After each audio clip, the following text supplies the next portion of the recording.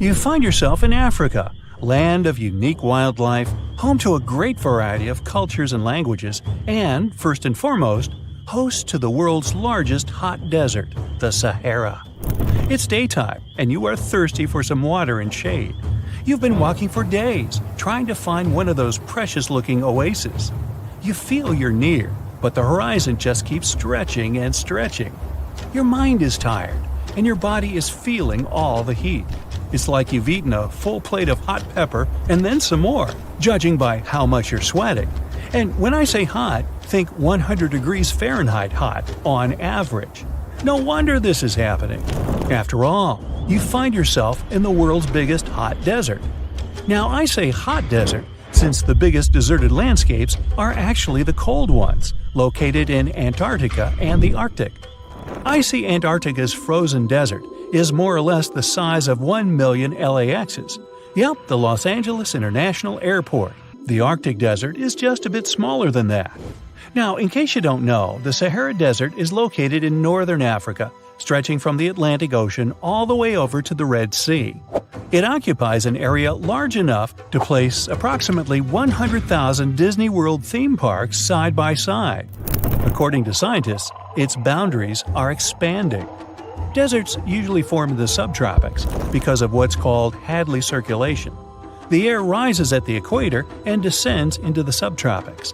This circulation of air has a drying effect, which helps the formation of desert landscapes. Since the 1920s, the Sahara is considered to have expanded by over 10%. How is this happening?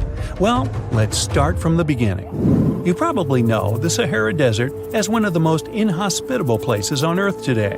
Just FYI, for a place to be considered a desert, it has to receive less than 4 inches of rain per year. Due to the very small precipitation index, deserts are usually dry and arid places. There is little humidity in the air, and daytime temperatures can go as high as 130 degrees Fahrenheit. Usually, there isn't that much animal and plant life because of the lack of water. But in the Sahara's case, it wasn't always like that. It may be difficult to imagine northern Africa without the tons of sand it has today. But about 20,000 years ago, the Sahara was actually one big oasis. Recent discoveries show clear evidence of what the scientists now call the Green Sahara. In the mid-1800s, a German explorer crossing the Sahara encountered some paintings and engravings that nomad artists had left behind. What he saw in those paintings looked nothing like his actual surroundings. Instead of an arid landscape with only camels and desert vegetation, the rock paintings depicted jungle animals like giraffes and hippos. There were even images of livestock and grazing animals such as cattle and sheep, something that seems impossible for modern-day Sahara. Artists usually draw what they see around them, so this finding really intrigued the German explorer. The drawings were so detailed that the artists must have had close contact with those animals. You can find this rock art spread out in the northern part of the African continent, from western Sahara to Saudi Arabia. Geologists soon took a keen interest in this and found the first clues to what this could mean. They have been able to confirm that, in fact, northern Africa was once much wetter. They found evidence from nearby deep-sea sediment off the coast of Mauritania. Sampled cores of underwater sand and mud, known as Saharan dust flux, show geologists that, indeed, a Green Sahara was possible. The more dust is blowing off of the desert and into the bottom of the ocean, the drier the climate in the region. The sediment cores show that there was much less dust, only half as much, coming off northern Africa during the humid period. This period has to do with Earth's natural cycles. Normally, the Earth rotates at a tilt of 23.5 degrees, but this angle is not consistent and changes over time. Earth's tilt is responsible for the amount of sunlight each hemisphere receives. It affects several ecosystem functions on the planet. During the time of the Green Sahara, the Earth received between 4 and 8% more sunlight than it does today. So when the Earth tilted about 20,000 years ago, the northern hemisphere received more direct sunlight, which affected humidity levels in the region. As the northern hemisphere got warmer, this affected monsoon activity, more specifically the West African monsoon. Monsoons are wind systems that affect a region's rainfall index and humidity levels. As a part of the globe gets warmer, it allows for more air to rise. It combines with the wind to draw moisture up into the atmosphere. Little by little, northern Africa also became wetter.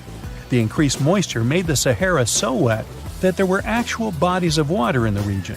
As vegetation grew, the plants held onto moisture better than bare sand could. There is evidence of natural basins throughout the Sahara and lakes so big they would fit all of the U.S.'s Great Lakes inside of them. Archaeologists uncovered evidence of vibrant societies in what are now arid areas. It looks like ancient cultures were able to take full advantage of the African humid period. According to researchers, the human population peaked across the Sahara about 9,000 years ago. There are traces of fireplaces, hunting tools, fishhooks, and even mounds of fish bones. Records show that there have been over 230 green periods over the span of 8 million years. Solar radiation is always changing due to natural orbital cycles.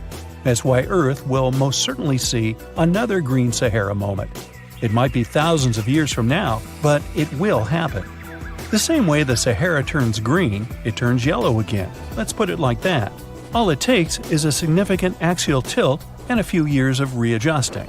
However, another phenomenon is calling the attention of scientists now. Recent studies by the National Science Foundation from the University of Maryland show the Sahara has expanded 10% over the past 90 years. This phenomenon is called desertification, which literally means fertile land turning into desert land. The Sahara Desert is now advancing into the semi-arid region of Sahel. In 1950, this region was home to 31 million people. Today, its population is over 100 million people. This rapid population growth has largely contributed to the Sahara's expansion.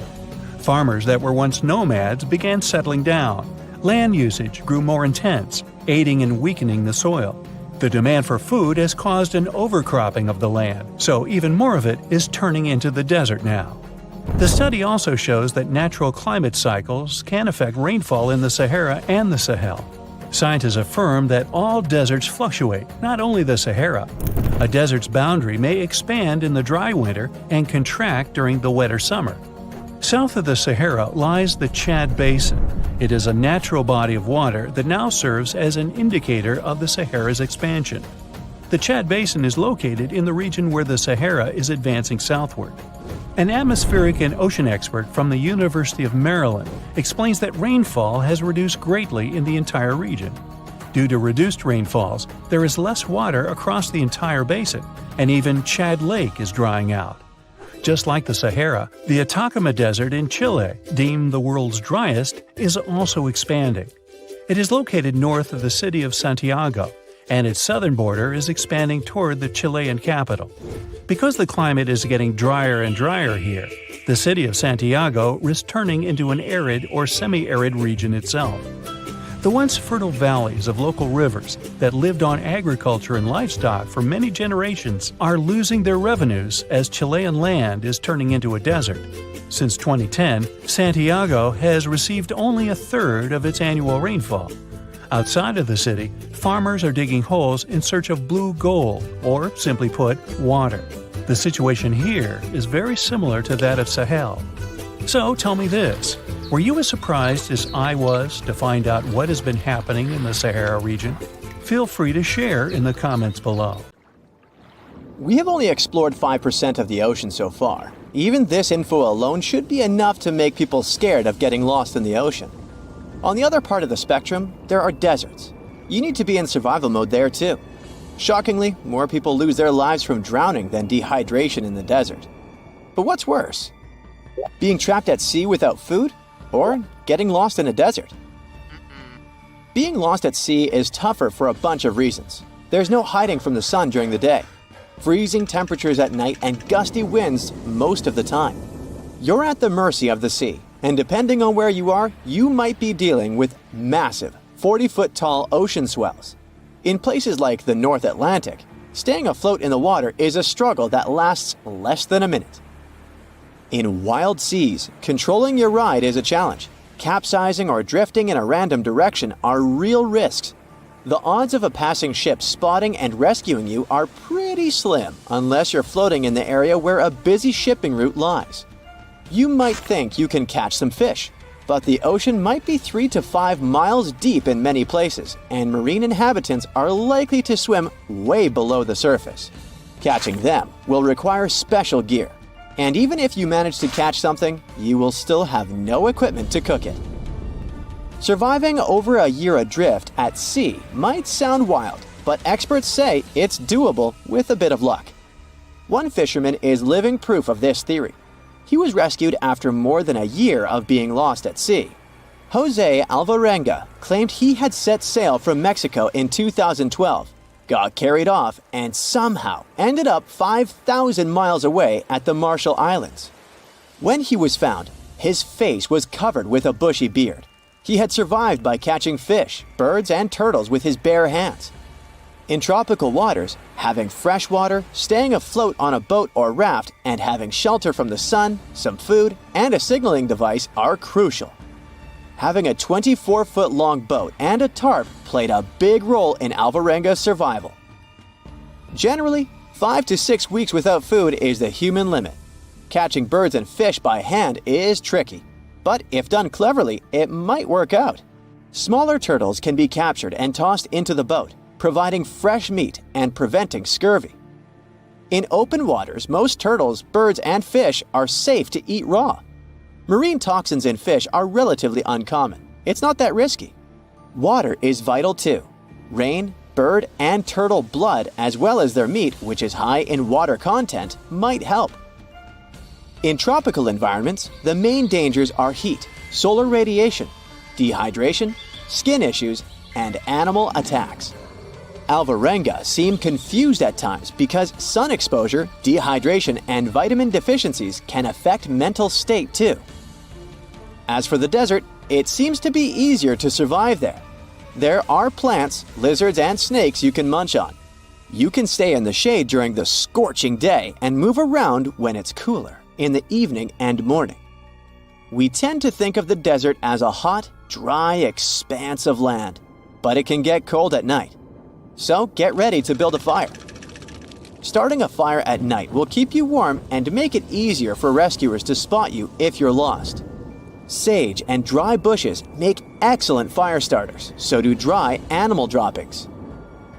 The key to surviving in the desert is conserving water. Focus on maintaining a normal body temperature and keeping your skin shaded from the sun. Find shelter in the shade that allows for a nice breeze. Avoid strolling around under the sun.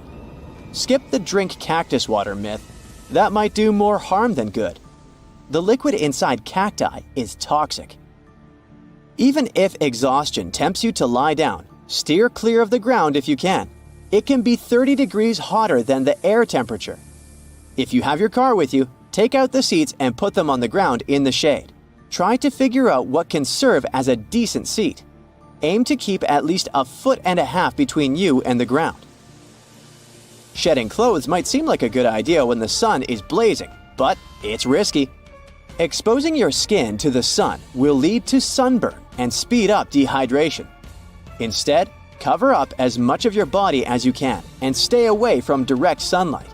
One of the major dangers in the desert is flash floods. Ditches, arroyos, and canyons can fill up with water quickly, catching you off guard. Remember, more people have lost their lives from drowning than dehydration in the desert. Stick to high ground and avoid areas that could spell disaster during a heavy downpour. In northern Africa, you can take part in the Marathon des Sables.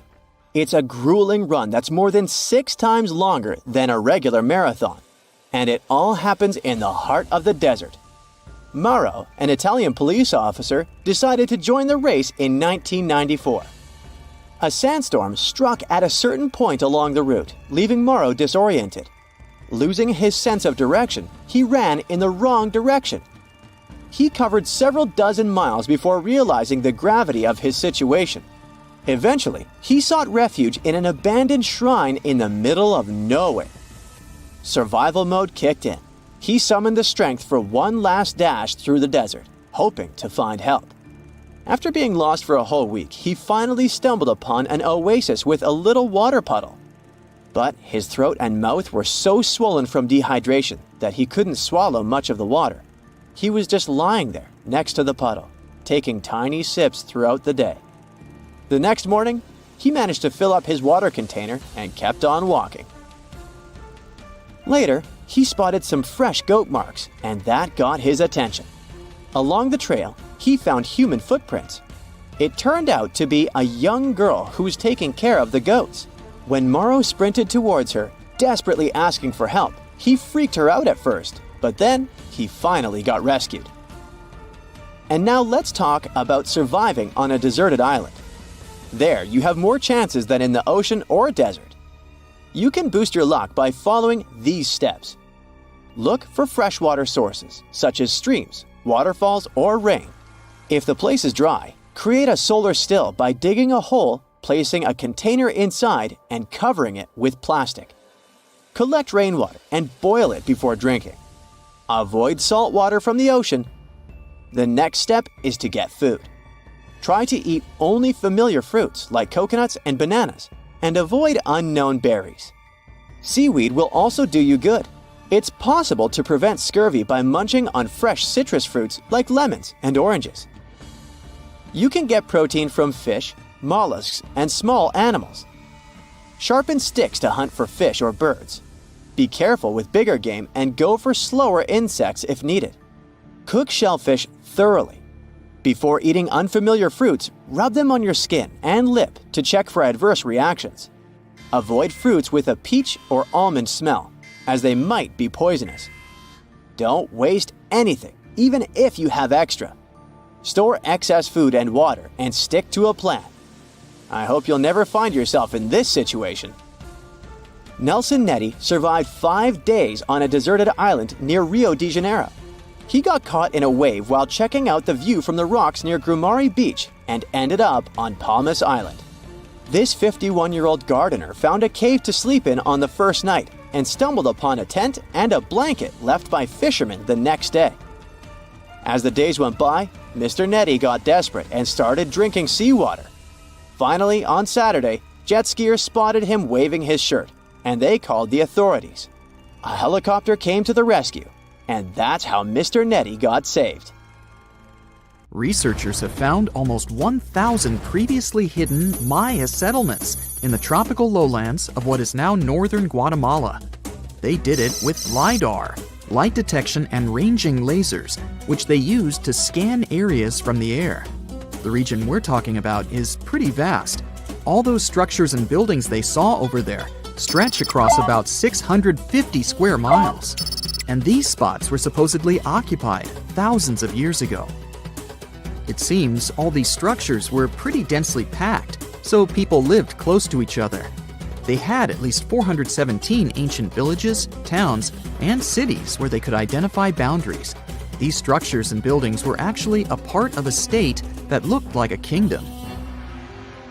Some of these settlements were built as sports courts, civic, ceremonial, and religious centers, and residential homes.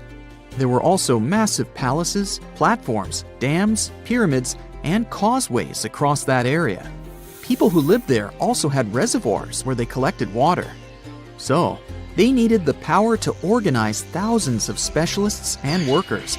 And they also needed many skilled people to build such structures without the technologies we have today. They needed lime producers, architects, mortar and quarry specialists, lithic technicians, those who took care of legal enforcement, and other important roles to establish the true community. This cool laser scanning system researchers used while exploring this area can even penetrate very dense ecosystems and vegetation. The light bounces off different surfaces and then creates a digitally reconstructed map. This map is based on how much time it takes for the pulses to get back to a receiver. So, with this laser system, they discovered there were also lowlands for agriculture. So why exactly did the Mayas settle in this region? It was a specific area. Plus, it was hard to build such an amazing kingdom in a tropical rainforest climate. Back in the old times, ancient peoples had mostly inhabited areas in drier climates. Over there, they would build water resources, which were some sort of the basis of society and a source of life. An example of this is Teotihuacan of Highland Mexico, although they did have a couple of navigable rivers they could use for transport and trade. But these rainforest areas had their advantages too. The Maya used natural resources like limestone, which was their primary building material, salt, and the volcanic rock obsidian, which they used for different tools. Also, they managed to find enough dry land to live and build homes there. The lowlands were seasonal swamps called bajos, and they were perfect for agriculture because of the fertile soil. Generally, the Maya built settlements that could endure rainy periods too. They were ready for different circumstances, including flood and drought, which is something you could see in how they built houses. Their architecture was also one piece of evidence that showed their community was like a centralized kingdom-like state, which shows they stuck together through tough times. The Mayan Empire was very powerful, and it reached its peak about the 6th century CE. They were excellent at pottery, agriculture, writing, mathematics, and calendars. They were the ones who created complex calendar systems, such as the calendar round, which is based on 365 days. Although some believed the Mayan calendar predicted December 21st, 2012 would be the end of the world, it was just a coincidence with the end of a certain full cycle. They would call it the long count calendar, and it lasts 5,125 years. The Mayan people left behind an impressive amount of astonishing architecture and symbolic artwork.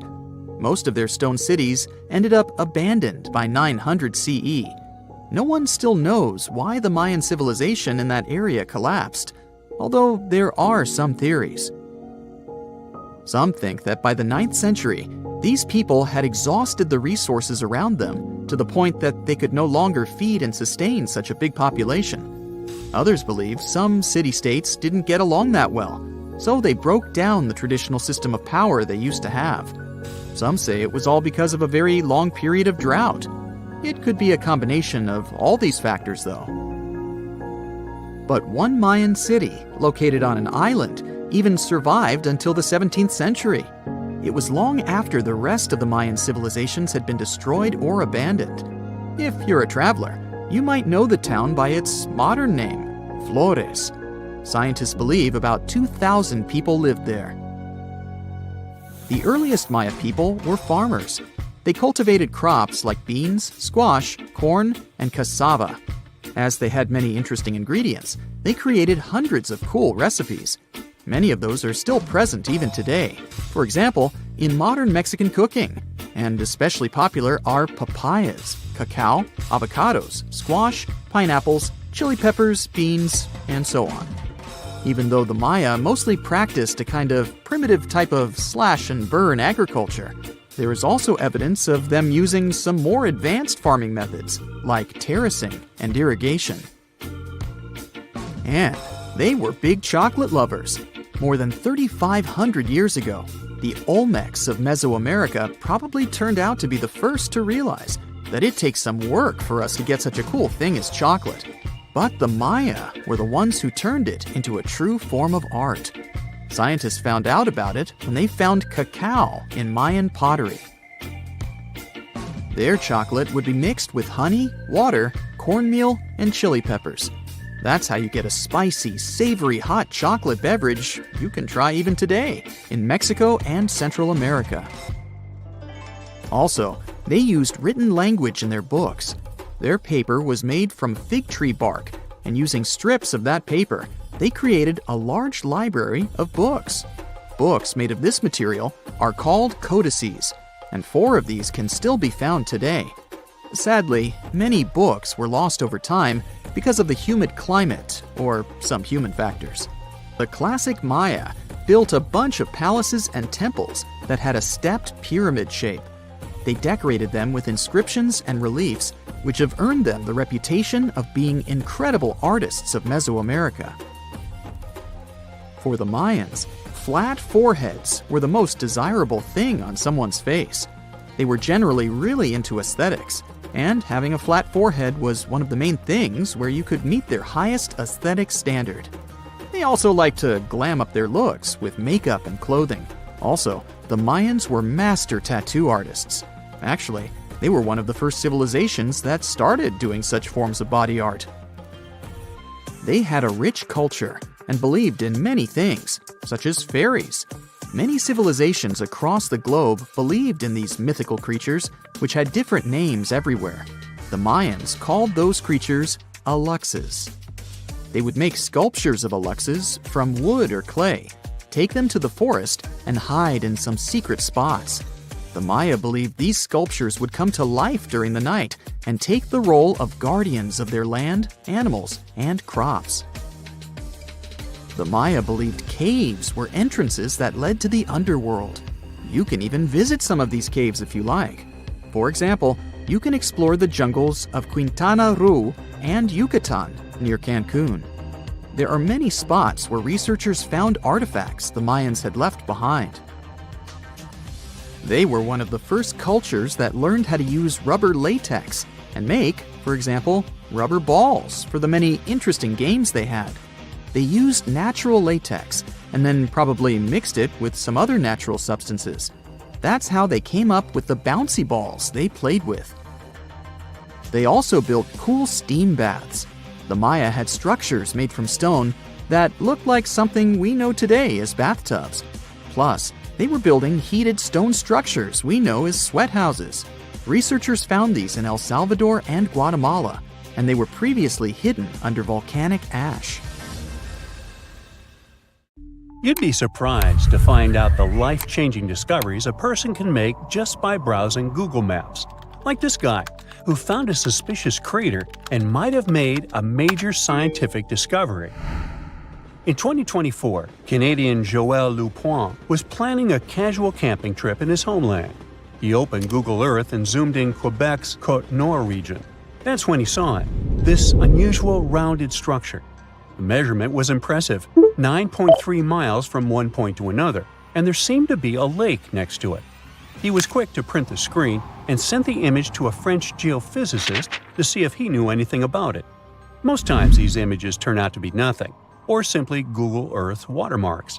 But he was surprised when he opened his email and saw the scientist's reply. The geophysicist said that, judging by the looks of the topography, Lapointe could have discovered a meteor impact area. Now, impact areas are really hard to identify. Since they've been around for millions of years, most of their shapes have been heavily changed by erosion. Scientists call these areas impact structures. They're usually circular or crater-like and are made up of deformed bedrock. It happens when a meteor falls into the surface of the Earth. Here's the thing. Since the crater has huge walls around it, these areas are usually mistaken for mountain ranges. That's what left the Canadian explorer confused. But the French geophysicist that analyzed the case gave him hope. That weird formation in Quebec had been classified as a type of volcanic formation. After Lapointe brought this subject back to the agenda, scientists had to dig a little deeper to find the truth. Until this recent discovery, scientists thought the area looked like that due to some volcanic formation. This is actually normal, since other things such as volcanism and sinkholes can be mistaken for impact craters. To verify, they asked for some samples of the site. This is a more reliable way to fact-check whether a meteor landed there or not. When the meteor hits the Earth, it brings different types of minerals from outer space. That's the wonderful thing about impact craters. They reveal a link between Earth and the outside universe. By now, scientists have cataloged most of the minerals that are native to our planet. When they're searching for an impact structure, they usually look for things such as tinnite and chemisite, which can only be found in meteors. The biggest known impact crater in the world is the Vredefort crater, located in South Africa. This big thing was formed some 4 billion years ago. The asteroid that made it is estimated to have been one of the largest ever to strike planet Earth. When the researchers got the results of the site back in Canada, they did confirm that it contained zircon, a mineral that tends to show areas of impact. There's no way to guarantee that Lapointe really found an impact crater, but scientists are organizing a research mission over to the area just to make sure. If it turns out that it really is an impact crater, that's pretty huge news, since the last discovery was made in 2013. Another one of these mesmerizing discoveries came from a 15-year-old boy. William Goddery was also a Canadian, and for some reason loved looking for long-lost Mayan cities. Different from the previous story, William had an intention and a research methodology. He had studied many books on Mayan civilizations. He believed that Mayans built their cities in relation to the stars in the sky. So he opened a book and mapped all the cities that have already been unearthed. And that's when he noticed something important. There is an area in the Yucatan Peninsula in Mexico where archaeologists have unearthed 2 Mayan cities. But on the constellation map, there are 3 stars. He thought to himself, could this mean there is a lost city waiting to be discovered nearby? William Gattery is known to be a science genius and has even won an award for this constellation theory. When he noticed that a 3rd city was missing from the 23rd constellation he was examining, he began to search Google Earth for satellite pictures that could help him solve this mystery. Advances in satellite tech have shed new light on long-lost Mayan cities such as Tikal. Located in the heart of the Guatemalan jungle, Tikal is believed to have been the capital of the ancient Mayan Empire. He had hopes, so he reached out to a friend inside the Canadian Space Agency to verify what he had found. Since he had already won awards for his research, he had friends in high places, and that's when things got interesting. According to the images, there was a large square area on the border of Mexico and Belize that looked like the remains of a city. William took the images to a remote sensing expert. They studied the images thoroughly and concluded that the area could be housing 30 buildings and even a large pyramid. William named the new city he discovered as Mouth of Fire. However, his theory was very much contested inside the archaeological community, and many Mayan experts worked to debunk William's findings. Experts say that constellation theories are too unscientific. Renowned anthropologists and astronomers said William's methodology was an act of creative imagination. Still, a 15-year-old teen almost found a long-lost Mayan city, which is pretty exciting if you ask me. What about these tiny dots that appeared on images of Google Earth? These strange spotted circles were found in the middle of the Algerian desert. A YouTuber browsing on Google Earth found these circles and discovered that people had been debating over their origin for years. He thought they were a glitch from satellite images. There are dozens of them, stretching for miles and miles in a straight line. They're far away from any town, road, or human activity, making it hard to understand if it was man-made or just a natural phenomenon. To settle this mystery, he interviewed the people who took Google Earth's pictures. He found out they were 100% true. The circles were there in real life. They appear in multiple pictures from multiple years. Now, at first, he guessed they were the result of oil activity. Algeria is a rich area for natural resources, so this made sense. To find out if the area is worth extracting, companies usually undertake seismic surveys. They're a way of analyzing the Earth's surface by sending shock waves into the ground. Depending on how these waves bounce back, you'll know what is located underground. There was another possibility. The Sahara is a very dry area of the planet. The average high temperatures in summer are over 104 degrees Fahrenheit. To survive there, people need to find ways of accessing water. So his second guess was that the circles were kind of ruin or leftover from ancient water wells. But when he talked to an expert, he found out they weren't ancient water wells. You can see some of these traditional constructions in other cities on Google Earth, and they look really different from the mysterious circles. He decided to travel over to Algeria to find out the truth. He drove 99 miles into the heart of the desert, and when he gets there, he sees it, a huge crater dug on the sand surrounded by 12 smaller holes. It kind of looked like the ancestor of a modern clock. There, he found something he couldn't spot on Google Earth: thin metal wires. When the curious YouTuber and his teams started to dig in the sand, they found old dynamite and some sardine cans. Apparently, they were hiding the truth. The Sahara Circles, as they were famously called, were not the historical leftovers of seismic surveying. Back at the time when these circles were made, this technology didn't even exist, but they were sure related to oil exploration. The dynamite holes were an ancient method of oil searching, and the sardine cans, well, they were left by the workers who were exploring the region. Another Google Earth mystery solved. A comfortable abode with a gorgeous view of the Mediterranean Sea will serve as a perfect rain shelter. Well, this is what a real estate advertisement might have looked like for Neanderthals 100,000 years ago. Welcome to the weird and wonderful caves you could live in, or not. Of course, back then, neither real estate and advertising had been invented yet. Never mind the fact that Neanderthals couldn't build houses and often lived in caves. Yet, one of those caves looks an awful lot like a residential building. It's situated inside a high limestone cape called the Rock of Gibraltar. If the Neanderthals had had an economy, the caves inside this rock would have cost a bundle. Navigators discovered it in 1907.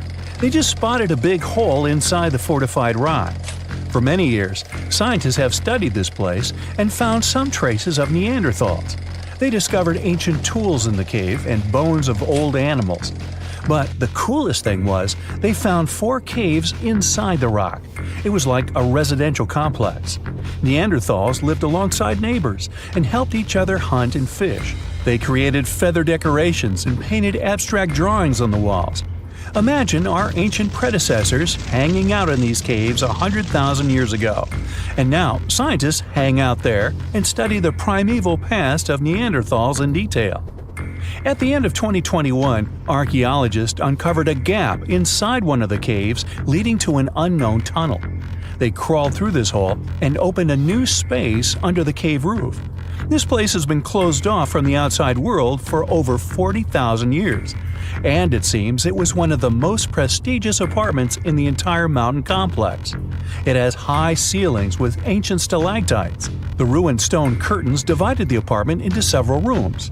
Scientists also found the remains of ancient animals and scratches on the walls. It seems that Neanderthals had never lived here, but they used to visit this place. Archaeologists found the shell of a sea snail called dog whelk. One of the Neanderthals brought it here for some reason, but the primary owners of this place were hyenas. These caves show that Neanderthals were closer to humans than to monkeys. They had a way of life and even some customs. There's still a lot of work ahead, and scientists hope to find new rooms inside this rock. Meanwhile, in 2003, archaeologists discovered another early dwelling on the Isle of Flores in Indonesia. Among the green jungle, they found a cave with ancient tools. At first, everyone thought the human ancestors lived here, but then scientists discovered an unusual skeleton of an adult. A thorough analysis showed the skeleton belonged to a 30-year-old woman, 3.5 feet tall, just above the waist of an average adult. The woman's weight was equal to the weight of an adult shepherd. The skeleton didn't belong to Neanderthals or Australopithecines. It was a new unknown species, which scientists called Homo floresiensis, or simply the Hobbit. Also, there were remains of unusual ancient animals in the cave. It was an elephant the size of a cow, some large storks, and giant rats. Archaeologists have found out that hobbits were not the owners of this place. The main inhabitants were the rats the size of a cat. Maybe they were fighting the hobbits. Some analysis shows that Homo floresiensis wasn't our direct ancestor. They were in a separate branch of evolution. The hobbit skeleton looks more like that of a monkey than of modern humans. In 2009, in the dense jungle of Vietnam, archaeologists discovered Son Don, the largest cave in the world. If you go inside the cave and shout, you'll hear your echo a long time. In some places, the height of this cave reaches half the height of the Empire State Building, and the total area is larger than one central block of New York. Son Don is one of the 3 caves in the Vietnamese jungle. Many intricate mazes connect these caves. Inside, you can find unique plants and trees that live separately from the outside world. It's a real underground jungle. In some places, you can find collapsed ceilings that let the sunlight in. Besides unusual trees and plants, ancient stalactites hang there. Some limestone deposits are more than 450 million years old. They were here even before dinosaurs appeared. There are also many rivers in the cave. Rainwater coming down from holes in the ceiling has formed them. Fast streams resemble slides in a water park. They lead to unknown underground labyrinths. Scientists have studied only a small part of all these caves.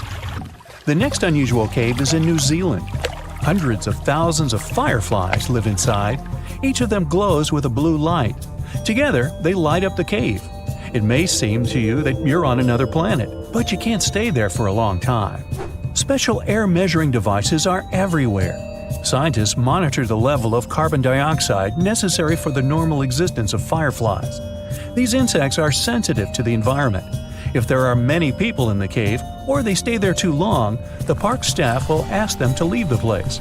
It's like you're literally stealing oxygen from the fireflies. We've seen some pretty amazing caves so far, but how about a scary one? We're going to the desert of Yemen's Al-Mara province. What we're looking for is not a cave, it's just a black hole in the ground, right in the middle of the desert. It's big, the size of a basketball court. It's not its size that could scare you, but what's inside. Scientists are still not sure what it is. From the depths of this black abyss, a disgusting smell of rotten eggs constantly comes out, and sometimes you can hear some strange, frightening sounds. The blackness of the giant hole in Yemen absorbs all the sun's rays, so you won't see what's there even with a powerful flashlight. People flew over this place by helicopter. They filmed using drones and the most powerful lenses, but they didn't catch anything except darkness. It looks like a big ink spot in the middle of golden sand. The locals are afraid to approach this place. They believe the cave leads to another dimension where evil creatures live. At the moment, the giant hole in Yemen is one of the most poorly studied and mysterious phenomenon of nature. How did it appear? How old is it? Where does it lead? Scientists are trying to find the answers to these questions. There are theories that the hole appeared because of construction work. Geologists drilled the soil nearby in search of minerals. It could have caused fluctuations in the Earth's crust and collapsed the surface. But no one can prove this theory, yet. And now, imagine a place where sunlight has not penetrated for more than 5 million years. There's little oxygen, and it's cold and damp. Still, life is born in this place, not only microbes and bacteria, but also something bigger. The living conditions in this cave are very different from the usual ones, so, in a sense, this cave is like another planet. It's the Movil Cave in the southeast of Romania, near the Black Sea. The entrance is a small hole in the ground. Inside, a tunnel leads deep below the surface. The levels of hydrogen sulfide and carbon dioxide are above normal inside the cave. The air here is half as much oxygen as on the surface. People can't be here without an oxygen mask, but other creatures living here can. The cave is home to 48 species of living organisms. 33 of them are unknown. Here you can meet some unusual insects, white snails and white spiders, millipedes with huge whiskers, transparent shrimp, and unique species of leeches. They all live here thanks to the little bacteria autotrophs. They absorb carbon dioxide and release food particles. Bacteria feed on it. Other larger organisms feed on these bacteria, and some bigger organisms eat those little ones. In the end, everyone gets food. In this cave, evolution has created a biological system separate from the rest of the world. In November 1922, a boy walked through the desert mountains of Egypt and discovered some ancient steps carved into the rock. Subsequently, this find became one of the world's largest and most significant archaeological discoveries. This step was part of Tutankhamun's untouched tomb. Archaeologists found about 5,000 ancient objects, including jewelry, fabrics, painted vases, and funeral masks. You've probably seen one of them. It has become one of the most recognizable attributes of ancient Egypt. More than 100 years have passed since then, and now humanity has finally become close to another large-scale discovery, the tomb of Cleopatra. This queen was the last active ruler of the Ptolemaic Kingdom of Egypt, who sat on the throne from 51 to 30 BCE. There are many ancient records about Cleopatra, her reign, and her unusual personality, but until now, no one has discovered the secrets about her passing away in the burial place. So, one archaeologist, Dr. Kathleen Martinez, has been studying ancient records and temples around Alexandria for decades, and concluded that the tomb of the queen should be located under the ancient city of Taposiris Magna. founded in 280 BCE. It was a big city on the northern coast of Egypt where tens of thousands of people were engaged in trade and industry. And it seems that Dr. Martinez's guesses turned out to be correct. She and a group of archaeologists have discovered a secret underground tunnel near Alexandria with a length of about 0.8 miles.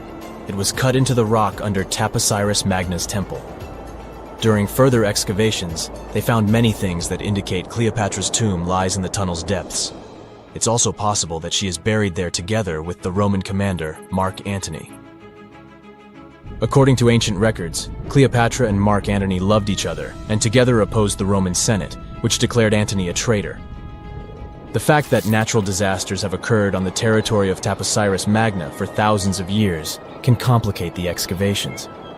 Earthquakes and floods destroyed the city and possibly flooded its underground tunnels. But archaeologists hope the ancient tomb remains untouched, and that it hides many treasures and records about the royal life of ancient Egypt during the reign of the last dynasty. There's a chance that excavations will go underwater and in the mud. This will require much time and funding, but archaeologists are sure it's worth it. Anyway, it's too early to say that Cleopatra is really buried there, but scientists have found many things in the tunnel that confirm this, including clay pots, dozens of coins with the image of Cleopatra and Alexander the Great, as well as a bust with the image of the Egyptian queen. Cleopatra is still one of the most popular personalities in Egypt, on an equal footing with Ramesses III and Tutankhamun. She inspired many films, paintings, and books, but what made her so popular? She became famous for her inconsistency. She was a beautiful, intelligent ruler who pulled Egypt out of the crisis and made it a prosperous power. Medieval Arabic texts say she knew chemistry, mathematics, and philosophy, and may have written several scientific books. She knew several languages and had excellent diplomatic skills. At the same time, there are many legends that she was a femme fatale who drove many men crazy. However, there's no evidence that her beauty was incomparable. The image of a stunning model was created by Hollywood when it made several films where famous actresses performed the role of Cleopatra. And the Roman Emperor Octavian, the adopted son of Julius Caesar, specially created the image of Cleopatra as an insidious seductress because he was her enemy. Even though she was born in Egypt, Cleopatra wasn't an Egyptian. Her ancestors were Greeks, among whom was one of the generals of Alexander the Great. However, the people of Egypt loved her. She learned the language and was very sensitive to the traditions of this country. She knew the history, mentality, and customs of ancient Egypt well. She raised the level of its economy and strengthened its status as a world power. Much of this was made possible thanks to her cunning and impressiveness. She loved theatrical performances and lavish celebrations. She knew how to surprise people and put on a show. But behind the exterior image of a luxury lover was an intelligent and calculating ruler. Ancient Egypt was a rich, luxurious country, and Cleopatra did everything to increase its wealth and strengthen its position in the international arena. For example, she was once in conflict with her brother Ptolemy XIII Odd. The queen knew that she wouldn't be able to resist him, so she decided to attract Julius Caesar to their side. The Roman emperor arrived in Alexandria, where Cleopatra wanted to meet him, but Ptolemy knew about her plans and was about to prevent her from coming to Caesar. Then, instead of a rich and noisy arrival, Cleopatra decided to make her visit inconspicuous. She wrapped herself in a carpet or linen bag the emperor's servants carried into Caesar's private chambers. Cleopatra emerged from the carpet and impressed the Roman emperor with her beauty and determination. As a result, they fell in love with each other and became close allies. After some time, she impressed another influential Roman for diplomatic purposes. She arrived to meet Mark Antony on a golden barge with purple sails and silver oars. Cleopatra was dressed in the image of Aphrodite and sat under a magnificent canopy. Her servants dressed like cupids and were blowing her fan and burning incense. But Cleopatra created such a show for a reason. She knew that Antony revered Greek mythology and considered himself the embodiment of Dionysus. As a result, he was so impressed with this woman that he ended up marrying her. Cleopatra defended her crown, strengthened her alliance with Rome, and bore Antony 3 children. In Egypt, they threw big parties and enjoyed wealth with power. However, the relationship of a high-ranking official with the Egyptian queen caused a scandal in Rome.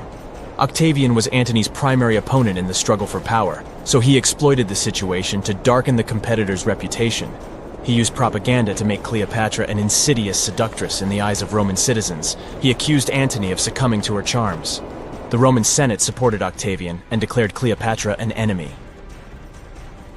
In 33 BCE, this conflict reached a high point when Antony's navy clashed with Octavian's fleet. The latter won and forced his enemy to flee to Egypt with Cleopatra. According to some records, they took refuge near Alexandria. Pursued by the Romans, they hid in one of Cleopatra's palaces and met their end. Some legends say that Cleopatra was an expert in poisons. She provoked a venomous snake, a viper or an Egyptian cobra, to bite her. Also, according to another legend, she pricked herself with a poisonous needle. There's a theory that Cleopatra always carried an ampule with poison inside her hairbrush. And when she was cornered, she soaked the needle with this poison and pricked herself. None of this can be said for sure. Scientists are still trying to find out the truth. Perhaps when they reach Cleopatra's tomb, the world will get more answers about her tragic fate. She is considered the last ruler of Egypt.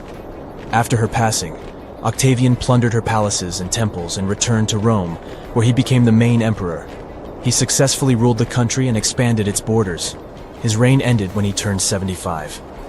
World history would have looked different if Cleopatra and Mark Antony hadn't lost that naval battle. By the way, did you know that more time has passed between Cleopatra's reign and Neil Armstrong's flight to the moon than between the reign of the Egyptian queen and the construction of the Great Pyramid of Giza? Armstrong took a step on the Earth satellite in 1969, 38 years after the birth of Cleopatra. And the construction of the pyramid took place in 2560 BCE. Imagine how long the history of ancient Egypt is. Cleopatra is closer to us in time than to the pyramids.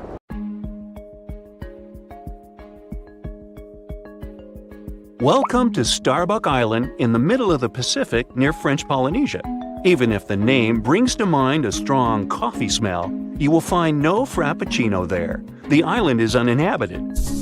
It's also pretty tiny, just 5.5 miles east to west and about 2 miles north to south. The island is so small, New York City could fit in 18 such islands. Seems like there can be zero interesting things, but Google Maps have something to surprise you. A couple of months ago, there was a viral TikTok video about a weird saucer-shaped object found on Google Maps on Starbuck Island.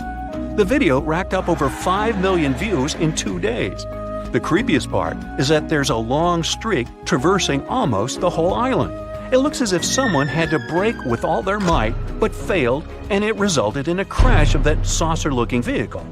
Could that be another possible proof that we aren't alone in the universe, and someone tried to visit us and couldn't drive very well? All these speculations are blood-chilling, and the users believe no one knew the true story behind those traces and the saucer. Little did they know that back in 2009, a group of explorers visited the deserted island. They made a couple of videos that were uploaded to the net. Thing is, the island didn't used to be that deserted. In the 19th century, Starbuck Island was used for guano mining. A tiny clarification here. Guano is bird and bat droppings. Yeah, droppings mining doesn't sound quite convincing, but guano is rich in phosphates, and phosphates have a lot of uses and can be used as fertilizers. So, since there were some people on that island, they had to construct a sort of temporary settlement, which they did. Now, back to Google Maps. Do you see that angle? Right. The satellite picture can be compared to the pictures and videos made in 2009 by the explorers. Another point proving that this weird object has a terrestrial origin is that there are some trees on the island, which is bizarre. These trees aren't native to coral limestone terrain, and they were definitely planted by people. Mystery solved. The saucer-shaped object is not an extraterrestrial vehicle, but what remains from a settlement. And the traces stretched out across the island? Who knows? But it's definitely nothing out of this world. Another TikTok user claimed they saw zombies on Google Maps. Let's see if this one is true. First off, the video scared over 1 million people who watched it. This TikTok starts with a view from afar, and as the user zooms in, we understand we're in Finland. Then we see an inscription. Alright, I surrender. Finnish viewers, help me out here. The next thing we see is a low-quality Google Street View image, and that shot sends shivers down my spine. It looks like a mass gathering of people, but they don't look quite alive. The image looks foggy and bewildering. Are these real zombies? Sure thing they're not. First off, let's deal with the inscription. It translates to English as "a quiet people's facial artwork by this person." So, he is a Finnish dancer and choreographer and intended the silent people artwork to be part of his performance. But now it's an independent art piece. Fun fact, the silent people figures get changed twice a year, in the fall and at the beginning of the summer. They get all the clothes from donations. Bang! Another myth debunked. Right side 2, TikTok myths 0. Right, now take a look at that pic. Anything weird you've noticed? Right, it's a 3-legged girl. The satellite picture was taken in Croatia, but there's nothing to worry about. These are nothing but Google Maps issues. Thing is, the technology used for Google Maps purposes has a curious algorithm. Each object gets photographed several times, and then the resulting photos are stitched together to achieve the most accurate image. In most cases, it works, but sometimes it seems like the technology tries too hard, and it results in extra details and sometimes extra limbs people have in the photo. And if we're going to have a 3-legged race, then I'd bet on her. There's nothing that can escape the all-seeing satellite eye, right? On September 20th, 2022, a TikTok user posted a video about a plane found underwater on Google Earth app. The plane was found off the coast of Crooked Island in the Bahamas, not far away from Colonel Hill Airport. Now, let's see if that's true. The first thing we should keep in mind is that even Google Earth Help themselves admit the fact that the pic found in the app may be the result of several photos, either satellite or aerial, taken on different days and even in different months. The result of stitching might sometimes be a bit unpredictable. Remember the 3-legged girl? How could we forget? So, as you may have already guessed, this photo is nothing but stitching. The area with that plane was photographed multiple times in 2004 and 2005, then it was photographed 8 times in 2015 and a couple of times later. The most probable reason for this photo being on Google Earth is that these are the 2015 shots combined together. They say the reticulated python is the largest snake in the world and can reach a whopping 20 feet in length. There's a record of one such python found in 1912 that reached 32 feet in length. However, users found an even more staggering snake on Google Earth. On March 24, 2022, another mind-blowing video was posted on TikTok. The video got over 200,000 likes. Imagine the views! This time, the user claimed that a mega-skeleton of the extinct Titanoboa was found on Google Maps somewhere in France. It was hard to judge from the image, but the skeleton was estimated to be about 100 feet long and could have certainly been the longest snake that ever existed, if the snakes had had such a skeleton in reality. So it's the number one reason why this one is not a snake. You see, snakes have somewhat thinner ribs, and the skeleton in the picture looks way more massive. Another curious thing about this skeleton is that it turned out to be made of steel. See what I'm driving at? It's not a real skeleton, but a stunning 425-foot-long art installation. It's called this French name, which means ocean snake in French. The installation was created by a Chinese artist, Wang Yongping, and it's free to visit. The cool thing about this installation is that it only appears with tides, so it looks like a real archaeological excavation. Well, the artist made a monkey out of millions of users. If you ever travel to France, you can go check this extraordinary piece of art. It's located in this place, not far away from that place. Sometimes, Google Maps shows something that never existed. Meet Sandy Island. For a long time, it was believed to be located near New Caledonia in the eastern Coral Sea. It all started when Captain James Cook included it in the charts back in 1774. He never visited it, but it was later included in several more charts as a precaution against reefs. At the time, it was standard practice. Plus, the area was, and is still, swarming with pumice sea rafts. These are the masses left after an underwater volcanic eruption, so such a precaution was a necessity. This way, the island stayed in the charts until 1974.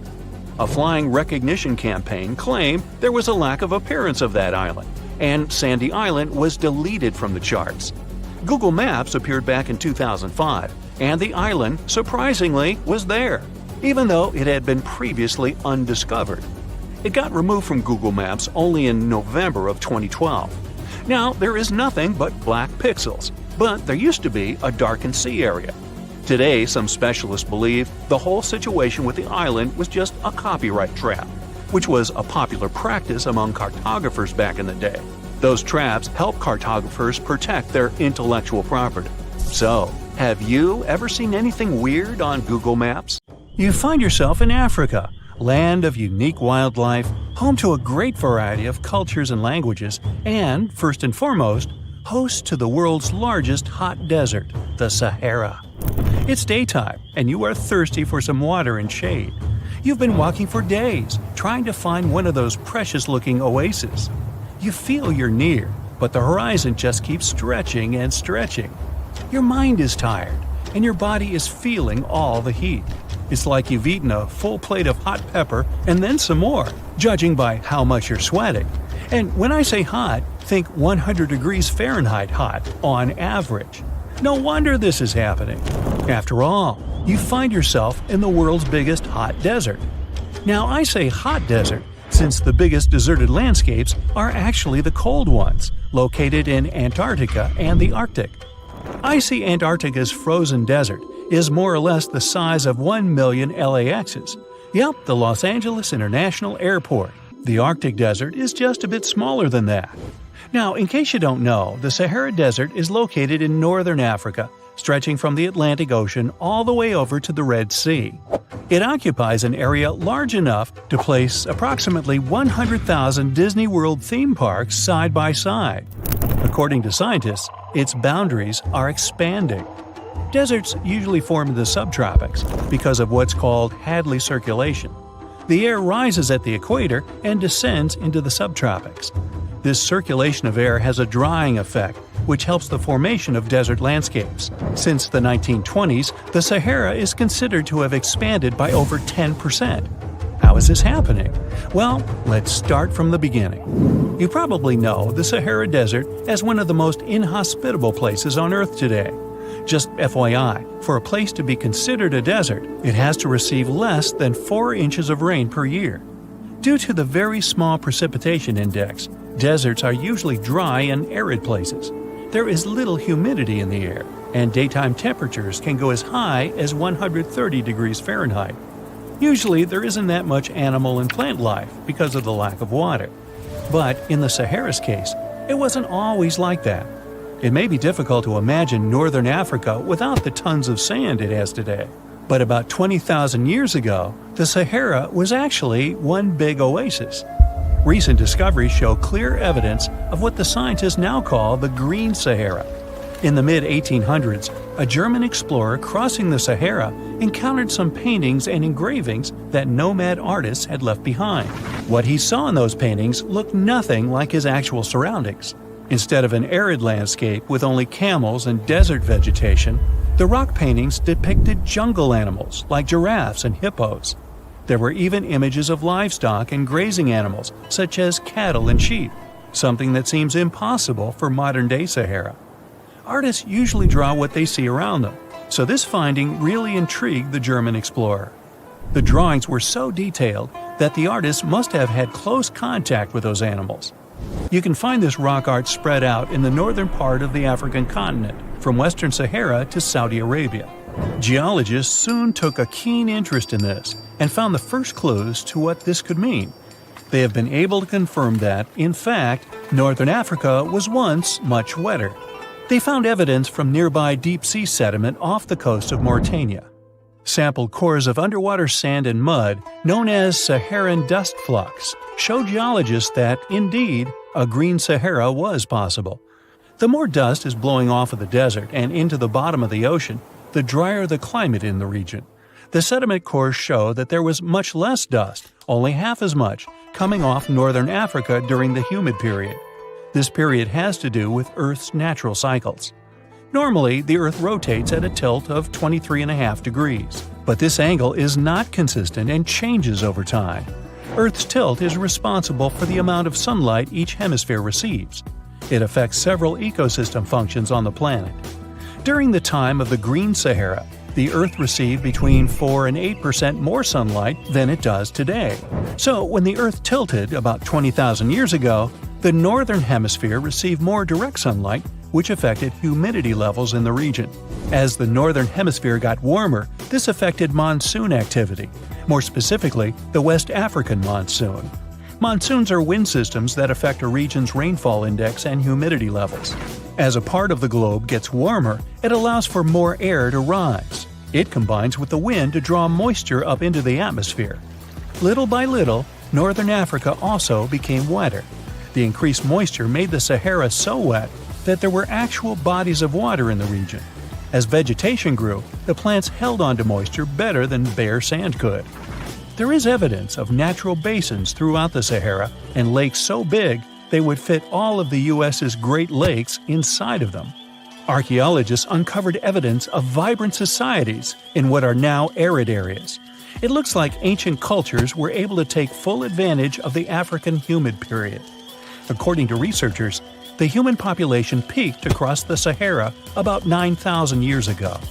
There are traces of fireplaces, hunting tools, fishhooks, and even mounds of fish bones. Records show that there have been over 230 green periods over the span of 8 million years. Solar radiation is always changing due to natural orbital cycles. That's why Earth will most certainly see another Green Sahara moment. It might be thousands of years from now, but it will happen. The same way the Sahara turns green, it turns yellow again. Let's put it like that. All it takes is a significant axial tilt and a few years of readjusting. However, another phenomenon is calling the attention of scientists now. Recent studies by the National Science Foundation from the University of Maryland show the Sahara has expanded 10% over the past 90 years. This phenomenon is called desertification, which literally means fertile land turning into desert land. The Sahara Desert is now advancing into the semi-arid region of Sahel. In 1950, this region was home to 31 million people. Today, its population is over 100 million people. This rapid population growth has largely contributed to the Sahara's expansion. Farmers that were once nomads began settling down. Land usage grew more intense, aiding in weakening the soil. The demand for food has caused an overcropping of the land, so even more of it is turning into the desert now. The study also shows that natural climate cycles can affect rainfall in the Sahara and the Sahel. Scientists affirm that all deserts fluctuate, not only the Sahara. A desert's boundary may expand in the dry winter and contract during the wetter summer. South of the Sahara lies the Chad Basin. It is a natural body of water that now serves as an indicator of the Sahara's expansion. The Chad Basin is located in the region where the Sahara is advancing southward. An atmospheric and ocean expert from the University of Maryland explains that rainfall has reduced greatly in the entire region. Due to reduced rainfalls, there is less water across the entire basin, and even Chad Lake is drying out. Just like the Sahara, the Atacama Desert in Chile, deemed the world's driest, is also expanding.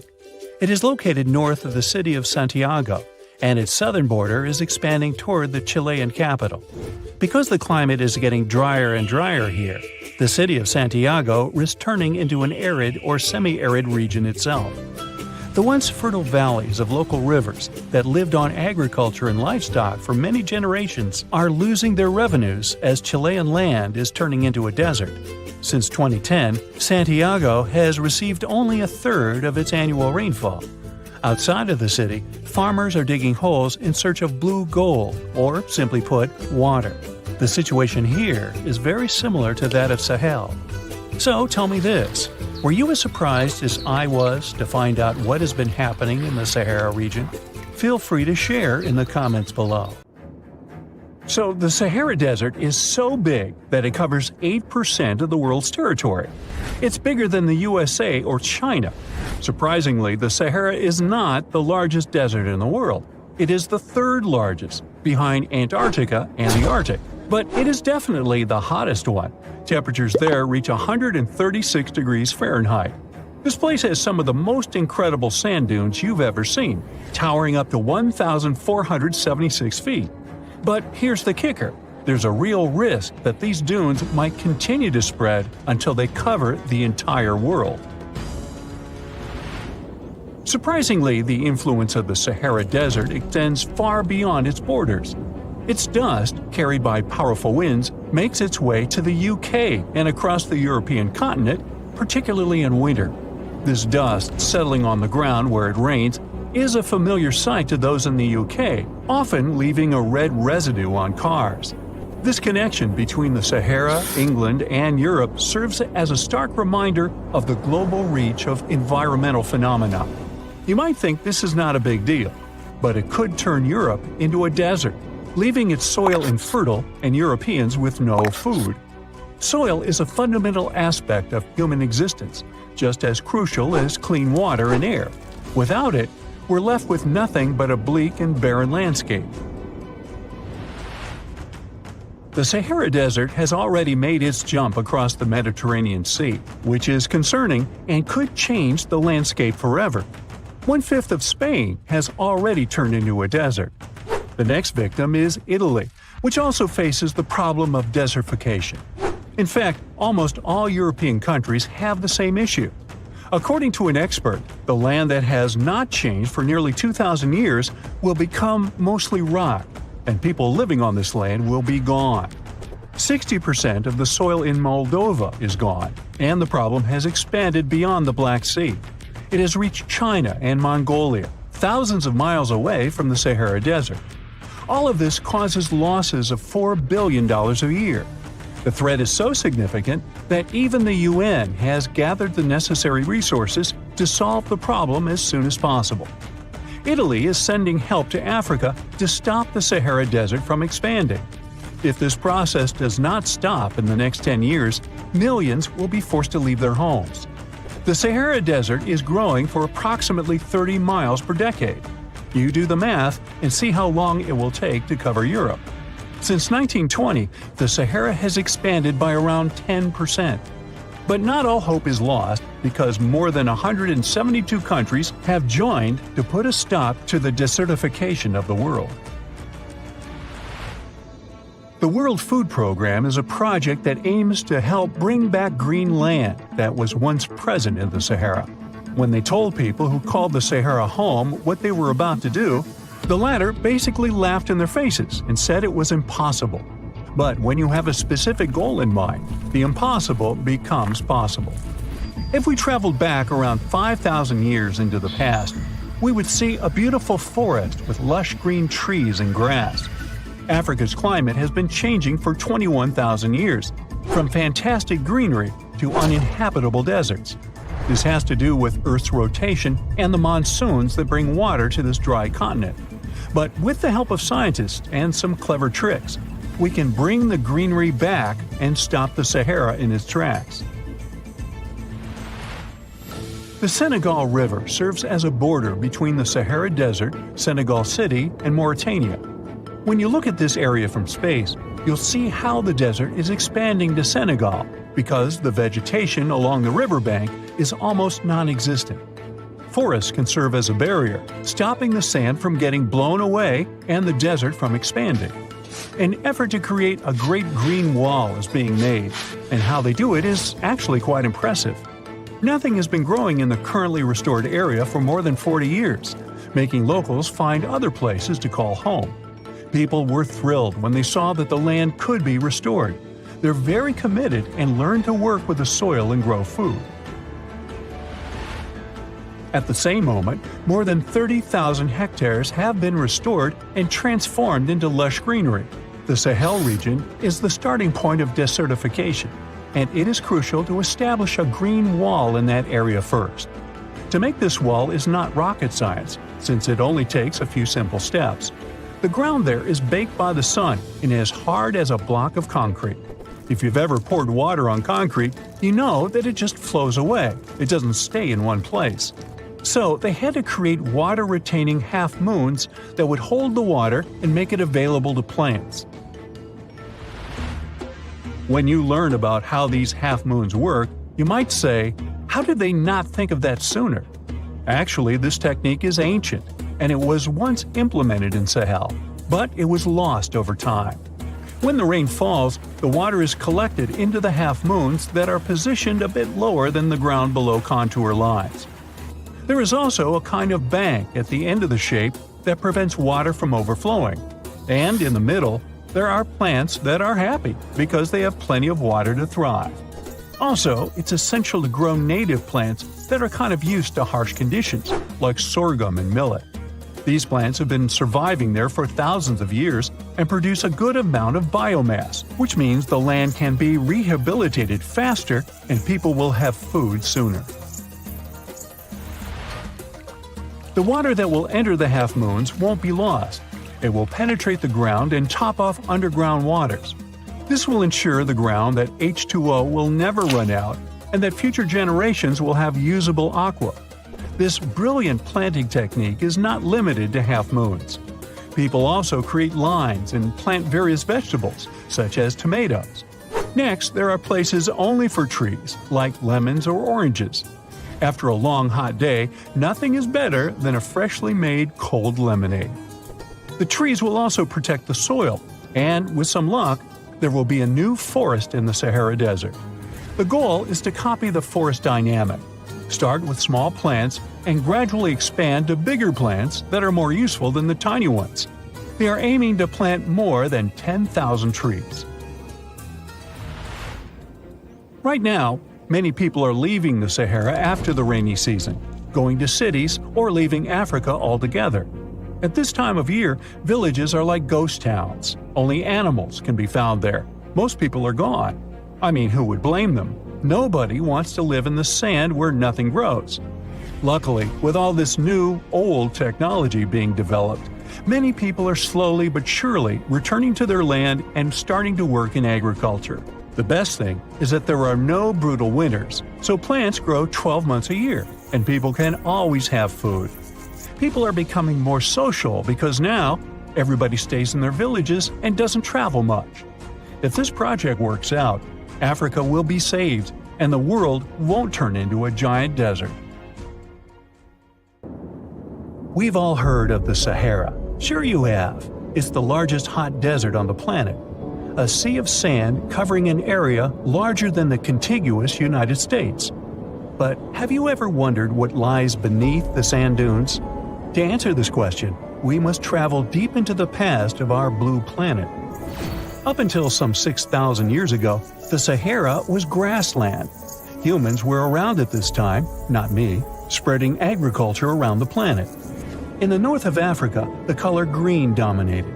Plenty of rainfall meant that there were lakes, rivers, pastures, and even forests. A completely different image of the Sahara from the barren landscape of today. But then the climate started to shift. The region became parched, and the vegetation started disappearing. The wind did the rest. It took away the fine sediment after there were no plant roots to hold the ground together.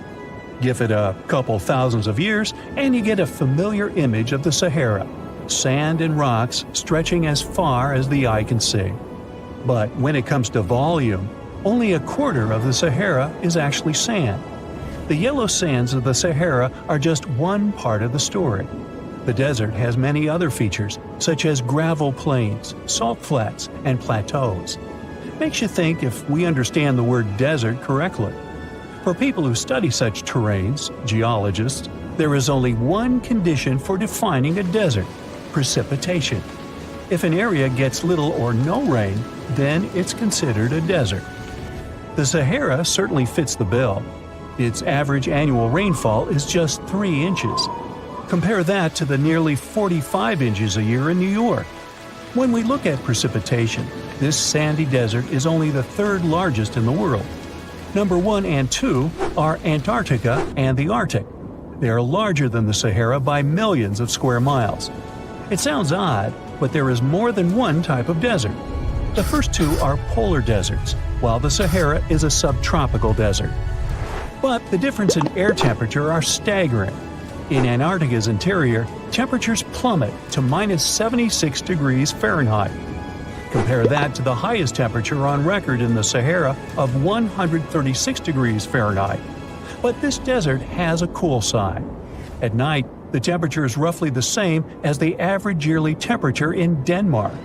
This hot and cold roller coaster makes it hard to choose the right outfit when venturing into the Sahara. And what about the sand? How deep is it actually? The depth varies between 70 and 140 feet. That's not too deep. If you put the Statue of Liberty in a tall dune, half of it would still stick out of the sand. Its vast amounts in the Sahara were created by aeolian processes. That's Greek for wind. Over time, it blows and shapes the surface of the Earth. In dry areas with sparse vegetation, winds erode the ground much faster. That's what happened in North Africa. Under all that sand is the bedrock and cracked clay. If you started digging, you would find the same everywhere on the planet, with one important difference. There is some type of soil covering the bedrock. This is not the case in the Sahara. Because of the arid climate and a lack of vegetation, sand covers the ground below. Over the course of thousands of years, a lot of interesting finds ended up in the desert sand. For example, there are petrified tree trunks. These are essentially preserved prehistoric trees. They date back to the time when the region was lush green. In some places, the trees of this fossilized forest are at least 65 feet tall. The wood is so well preserved that you can still see the texture and knots. There are even fossilized pine cones. In 1992, scientists found glass fragments in eastern Sahara. These canary yellow glass shards were scattered across hundreds of miles. They didn't belong to an ancient civilization, although ancient Egyptians used them to make jewelry. In fact, the breastplate of King Tut had a beautiful scarab beetle centerpiece made from this desert glass. For a long time, scientists were puzzled about the true origins of these fragments. They finally concluded that the glass was around 29 million years old. It is an impact tape.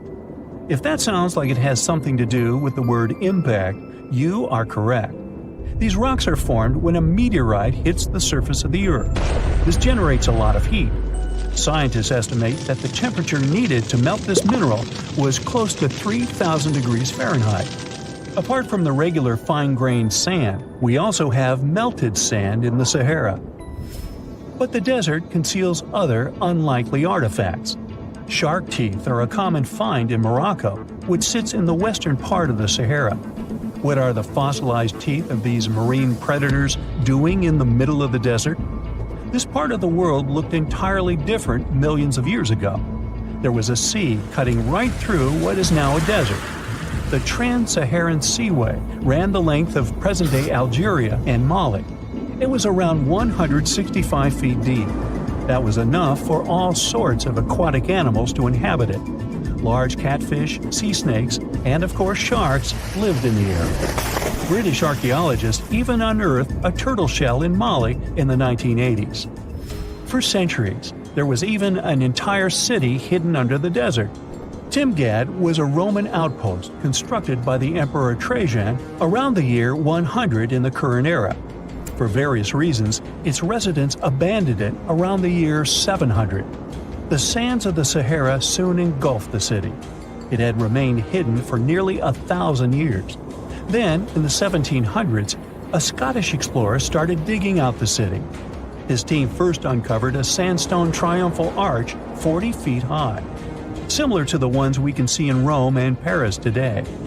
An amphitheater soon popped out of the sand, and it was followed by well-preserved statues of Roman emperors. The Scotsman's find was so impressive that no one believed him at first. It took 2 more centuries for archaeologists to fully excavate the city during the 1950s. The site covers a surface as large as 10 polo fields. The ruins reveal the full mastery of Roman city planning. All the streets meet at a right angle in what is known as an orthogonal grid. You can find the same layouts in modern cities such as New York. Historians estimate that during its heyday, 10,000 people called Timgad home. Different nationalities lived here, from Romans to people of African descent. Today, more than 2.5 million people live in and around the Sahara. They are spread across 11 countries in total, and their living space is growing. The desert is 10% larger than it was just a century ago. This process doesn't involve sand pouring out of the Sahara. The ecosystems on the edges of the desert simply change over time. The wind blows the soil away and vegetation dwindles. The perfect conditions for the formation of a desert landscape. These changes are happening in the Sahel, a region south of the Sahara Desert. That's why the African countries have recently come together for a project called the Great Green Wall. The primary goal is to stop the desertification of the Sahel and hold back the sands of the Sahara. Their plan is ambitious and involves planting a wall of trees from the west to the east of the African continent. The proposed forest is not only going to be long, but wide as well. The Sahara and the Sahel share a historic bond. Since antiquity, camel caravans have been making the journey from Africa's Mediterranean coast in the north to the savannas in the south. The golden age of this trade kicked off in the 9th century. The perilous journey took several months to complete. The route was 2.5 times longer than the length of the Grand Canyon. Explorers still find evidence of these ancient caravans hidden away under the sands of the Sahara. The desert welcomes you with challenging conditions of abandoned environments and extreme temperatures. Hey, some of us would prefer dessert, chocolate, over sand and rocks. Oh well. Just like cactuses and camels, buildings have had to adapt to these conditions. Here are some examples of astonishing structures in deserts. These structures are called earthships. They're located in a New Mexico desert town. A large community of like-minded people lives in them. What's even more interesting is that the location of these buildings is registered as dumpsters. Maybe it's because all these structures are made out of old tires, bottles, and cans. Earthships operate using green building principles. About 40% of a typical earthship is built with natural or recycled materials. Imagine the walls made up of hundreds of used tires packed with dirt. Then there are layers of floor-to-ceiling passive solar windows. They gather the sunlight during winter and reflect it in the summer to keep the structures at a reasonable room temperature. You can see plants in corridors and glass bottles or aluminum cans stuffed inside walls. Certainly a distinct house in many ways. Mike Reynolds is an architect who noticed the alarming waste and consumption levels in the 1970s. He designed a fully sustainable home out of cans back then. Almost 40 years later, he becomes the one who brings together all the other earthshippers. Reynolds drove a Mercedes, but it ran off of the vegetable oil he picked up at fast food restaurants in town. A standard 2-bedroom, 2-bathroom earthship costs about $250,000 in this town. Yet there are earthships like Dobson House that can cost as much as $1.5 million. If you do it yourself, with family and friends, you can eliminate the cost of labor, and it becomes relatively less expensive. Let's assume you're really going to build one. Where can it be? Well, anywhere. Earthships currently fit in the cold, dry air of Canada, as well as the hot and humid climate of Haiti. This is the Mirage Mirror House. It's an installation set in the Southern California desert. Mirage opened in 2017 as part of a contemporary art exhibition. It's composed of mirrors. This minimalistic structure blends with the environment around it. The doors, windows, and openings have been removed to create an amazing experience. What you have in the landscape is reflected back to you. How's it made? With mirrored surfaces. At night, the distant lights refract from the mirrors. In the daytime, the sky is transformed into banks of clouds. There's no fixed scenery in this house. How about seeing a futuristic structure in the deep desert? Architects designed a concept home that pairs perfectly with Elon Musk's Cybertruck. The house has a post-apocalyptic theme. When I say post-apocalyptic, it's because I can't say it. Anyway, the house is designed to survive in a disaster scenario. The cyber house has steel gates, the windows are armored, and the exterior walls are made out of super strong material. Modern house is controlled by an autonomous geothermal heat pump. To put it in less sci-fi terms, you can keep the internal temperature steady. This sleek house has an entrance that can fit the Cybertruck. After all, it's inspired by it in the first place. Plus, the Cybertruck can be lifted to the second floor to be more secure. This is King Abdullah Petroleum Studies and Research Center in Saudi Arabia. Basically, it's a laboratory in a desert. It was designed to demand minimum energy. The architecture has patterns on the walls and ceilings, giving reference to the local tradition of geometric form. The next stop is Swartberg House in South Africa. This one is located near the Swartberg Mountains, but don't get too excited. It's on the edge of the Great Karoo Desert. It's a 4-bedroom apartment. It has a special temperature regulating system. The system works like a shield from the heat in the summer and as a sun trap in the winter. You're looking at the Grand Mosque of Djenné in Mali. This mosque is 52 feet tall. This is impressive because it's made of only sticks and a special mix of mud and other natural elements found in the desert. Petra is an ancient city hidden in the Jordan Desert. The structures are carved directly into red, white, and pink-colored sandstone cliff faces. It's located among the canyons and mountains near the desert. The place was a trade center many years ago. You might already see pictures of the impressive facade of the treasury. This structure still holds many mysteries in it. For starters, scientists can't explain how the Nabateans managed to create such a structure thousands of years ago. Did you know that there's another mysterious place in the middle of the desert that has a similar structure to Petra? Median Saleh was like a second capital of the Nabatean kingdom. Yet another secret they left for us to decipher. It has over 100 decorated tombs and more than 1,000 non-monumental graves. Plus, inscriptions and cave drawings are also here, again surrounded by sandstone. This wooden shack was a post office once. The structure is in the Tengger Desert of Mongolia. It's surrounded by nothing. Sand is the only thing that accompanies the lonely structure. The building is only 23 square inches. As you can guess, it didn't get too many visitors. It was abandoned for over 35 years. Its fate changed one day when a woman discovered the building. Mrs. Zhang and her friend came up with an idea. They were going to reach businesses and people who wanted to send letters and postcards from the world's loneliest post office without actually visiting the place. It worked. The post office rarely gets visitors in place, but it's busy online. Over 20,000 letters and postcards were sent from the Desert Post Office in December 2021 alone. The place is about 6 miles off the nearest road. A post truck picks the letters up and hits the road for delivery. Eventually, they are shipped all over the world. A second destination in Saudi Arabia is King Abdulaziz Center for World Culture. The building has an interesting design. It took nearly a decade to build this complex structure. It's a 321-foot-tall tower which stands out with its look. Stone Matters Pavilion is a stone structure in Palestine. The structure spans a surface area of 93 square inches.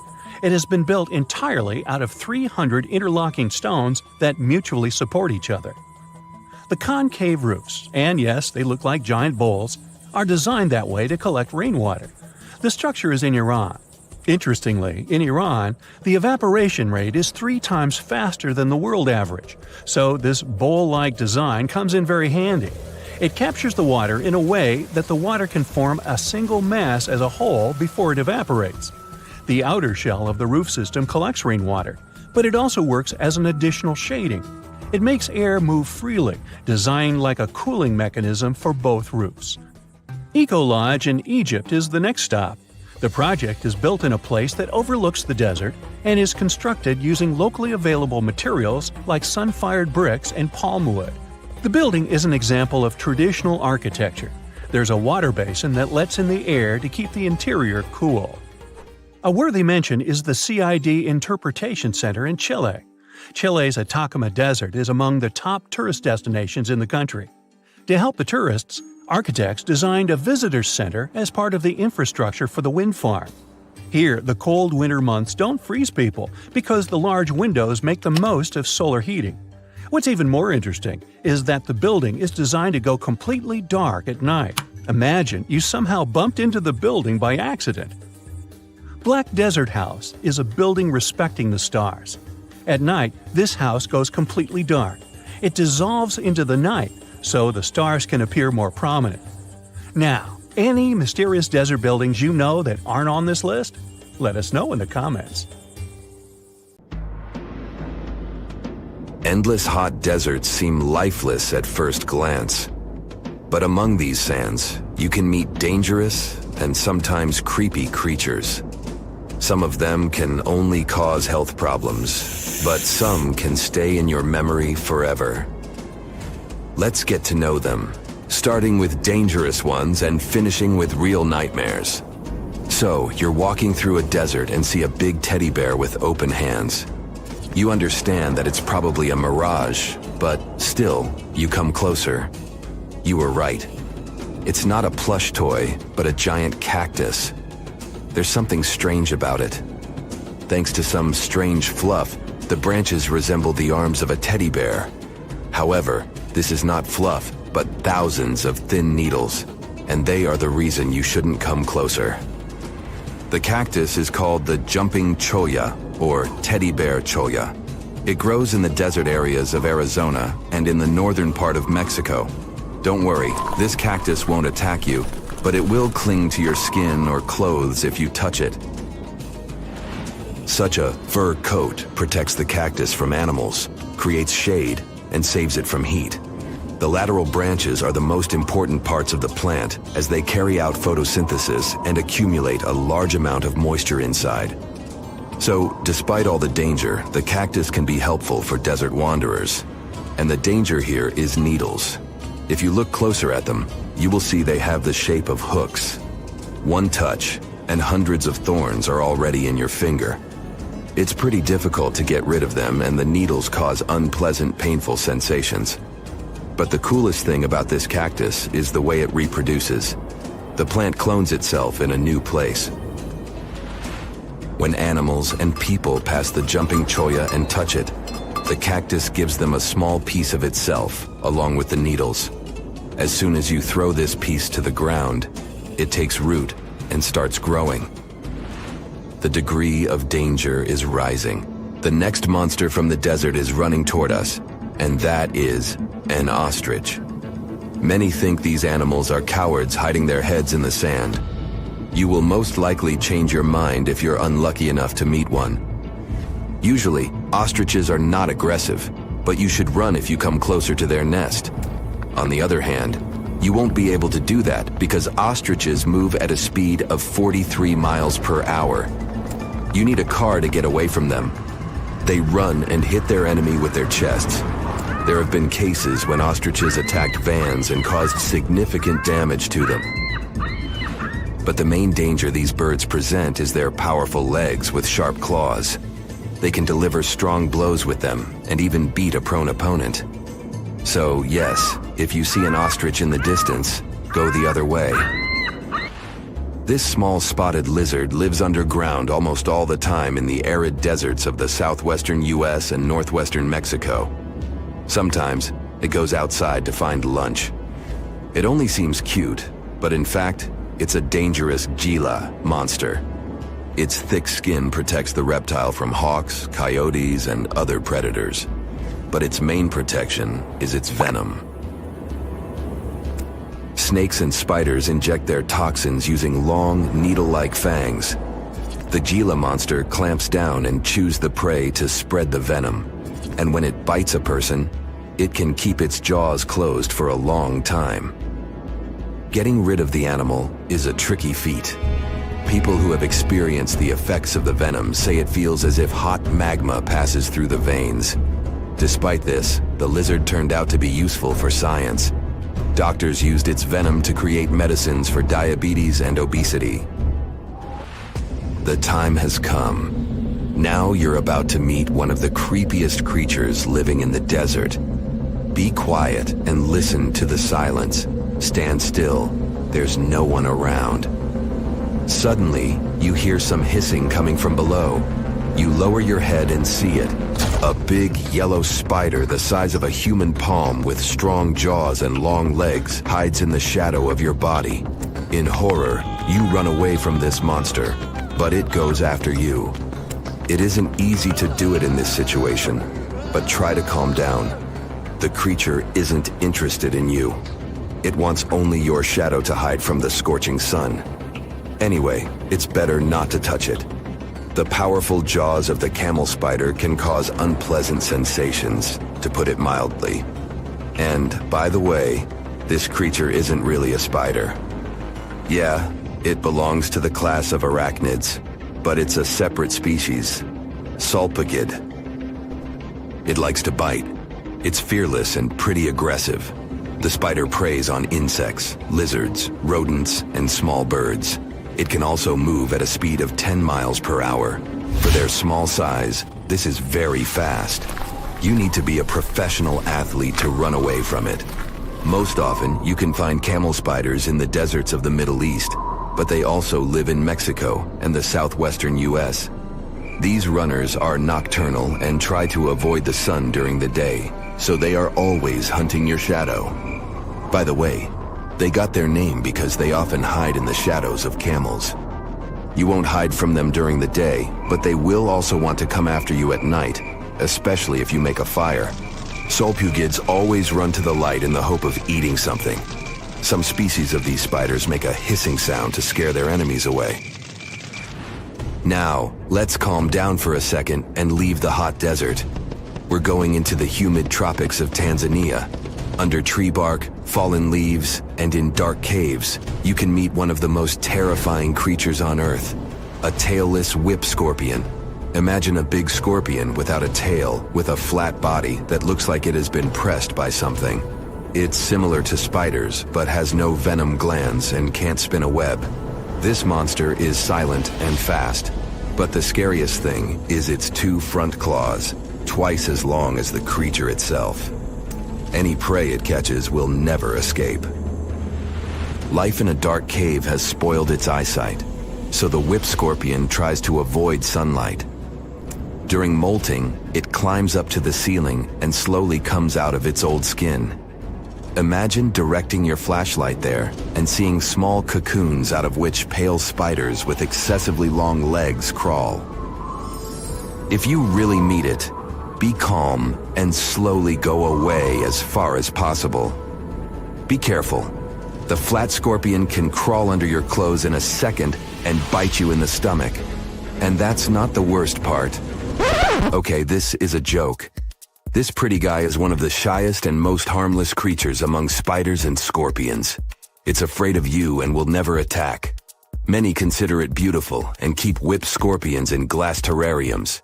If you want such a pet, carefully watch it so that it doesn't run away from its house. If it happens, it will be pretty challenging to catch it again. In a matter of moments, it can get under your bed or go through gaps in the floor. Then it'll go to your neighbor's apartment through a ventilation system and scare people there. Okay, how about one more scorpion? It's not as creepy as the other creatures in this video, but it's the most venomous scorpion in the USA. This is the Arizona bark scorpion. The problem is that you can see it in the desert, in your home, or in the yard. These dangerous venomous beasts crawl into rooms and often sting people. One time is enough to cause pain, similar to a bee sting, but someone with an allergy may experience paralysis, breathing problems, and other health issues. Under the burning sun, among the sand dunes, somewhere in the Sahara Desert, you're walking in search of an ancient treasure. Finally, you find a strange rock in the sand. It's big, looks like a large piece of black coal or rock, but something shiny on its surface makes the rock unusual. This unique find is the oldest thing that has ever been discovered on our planet. This rock was born long before Earth appeared in outer space. The unusual meteorite was found in 2020 in a remote area of the Sahara Desert. Scientists have analyzed the isotopes of magnesium and aluminum on the stone's surface and found that its age is about 4.5 billion years. At the moment, this is the oldest sample of magma from space in history. It belongs to a small protoplanet that didn't have time to form completely. It happened a very long time ago when our solar system was forming. Many huge asteroids were floating in space. Some of them were formed into huge celestial bodies, which later became planets. The big rocky planets were absorbing the smaller ones. The rock was part of a little protoplanet that just began its formation, but another huge asteroid destroyed it. The planet shattered into billions of pieces. Some of them became part of other planets, some flew outside the solar system, and one piece that had been wandering in space until our Earth was formed. After that, it hit the planet's atmosphere and fell into the territory now known as the Sahara Desert. The rock was discovered in 2020, but the erosion of extraterrestrial rocks shows that it could have fallen much earlier. This ancient thing weighing around 70 pounds has several pieces of different meteorites inside. In simple words, it's a volcanic rock consisting of lava. It has cooled, solidified, and crystallized. That's why you notice the glitter. Scientists hope that further study of the rock will help to learn more about our solar system foundation. The biggest asteroid discovered in the U.S. is the Willamette. Its size is 84 square feet, and its weight is more than 15 tons. This is half the weight of a bus. Several people can fit on the surface of this outer space object. But the coolest thing is that it's not a rock like most meteorites that were found. Willamette is made of nickel and iron. This massive piece of metal was discovered in 1906. Now, the huge rock is kept at the American Museum of Natural History. The largest meteorite ever found is Hoba. It's located in Namibia, and people have never changed its position because it's too heavy. The weight of Hoba is 60 tons. It's heavier than a tank. The next space-related event occurred on February 28 in southwest England. On this day, a huge flash lit up the sky. Then there was a loud crash. Several residents opened the doors of their houses and noticed a black sooty spot on the lawn. They immediately guessed what had happened and reported the discovery to the British Meteorite Observation Network. If you ever find a meteorite, report it to some geological research or space center as soon as possible. The longer a space rock lies on the ground, the faster it loses its value. Rain, dust, snow, wind, scorching sun, all these factors damage the surface of the meteorite. It makes it difficult to study the celestial object. The meteorite found in England looks like coal, but it's way softer and more fragile. It most likely used to contain frozen water. The rock is part of a huge asteroid that plowed through outer space when our solar system hadn't fully formed yet. They found a unique combination of minerals inside the rock. It can help scientists learn more about the origins of the solar system and life on Earth. Now we're heading to Germany, to the small town of Nördlingen. A huge ancient meteorite's hidden here. It's very difficult to notice it unless you know the secret of this town. You're walking along the cozy little streets and looking at the buildings with beautiful architecture. You spend the whole day there and don't find anything that reminds you of a meteorite. To solve the mystery, you need to get out of town. So you climb a high hill and see that the city is located inside a pit. For a long time, locals were sure the house was located in the crater of an extinct volcano. If you look at the houses from a certain angle, you may notice an unusual shining coming from them. In the middle of the 20th century, a group of geologists came here and immediately declared that the crater doesn't look like a volcanic one. The town was built on a huge crater left by a meteorite. The huge celestial body fell here about 15 million years ago. It was so hot that the carbon bubbles inside instantly turned into small diamonds. When people were building this city, they didn't know they were using expensive stones, since the diamonds were hardly visible. The locals never attached importance to the fact that the city walls shine unusually in the sun. Now they believe this place was built from diamonds that had fallen from the sky. Our next stop is in the UK again. This time the rocks are of an earthly origin. The famous Stonehenge. People place circles of rocks here in a certain order. Everyone knows about this archaeological monument, but no one knows the reason for its creation for certain. Another construction built out of mysterious rocks was discovered just 2 miles away. It's called Superhenge. It's bigger, heavier, and takes up more space. Each plate here is 15 feet, which is about the height of 2 floors. Once, the stone stood vertically and formed a huge semicircle. But someone pushed the stones over about 4,500 years ago. It was a college prank. No, not really. That's why they couldn't be detected for a long time. Scientists still can't solve the mystery of Superhenge, but they believe the standing vertical stones were part of some huge monument.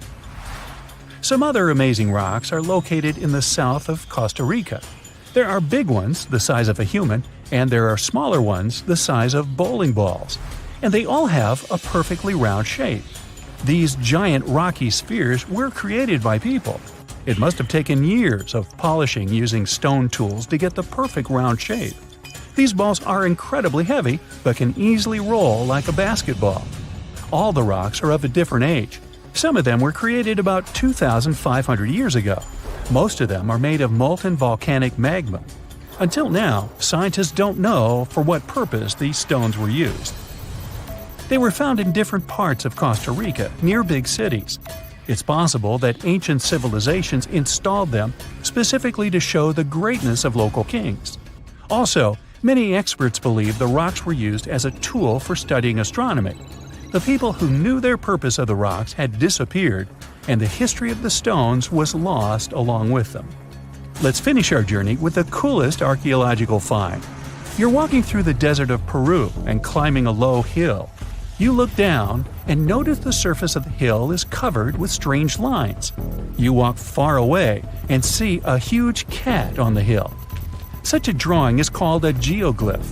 Its length is around 120 feet, which is about half the size of a Boeing commercial jet.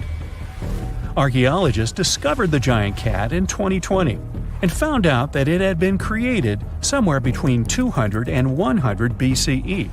This huge drawing is part of a mysterious group of different pictures.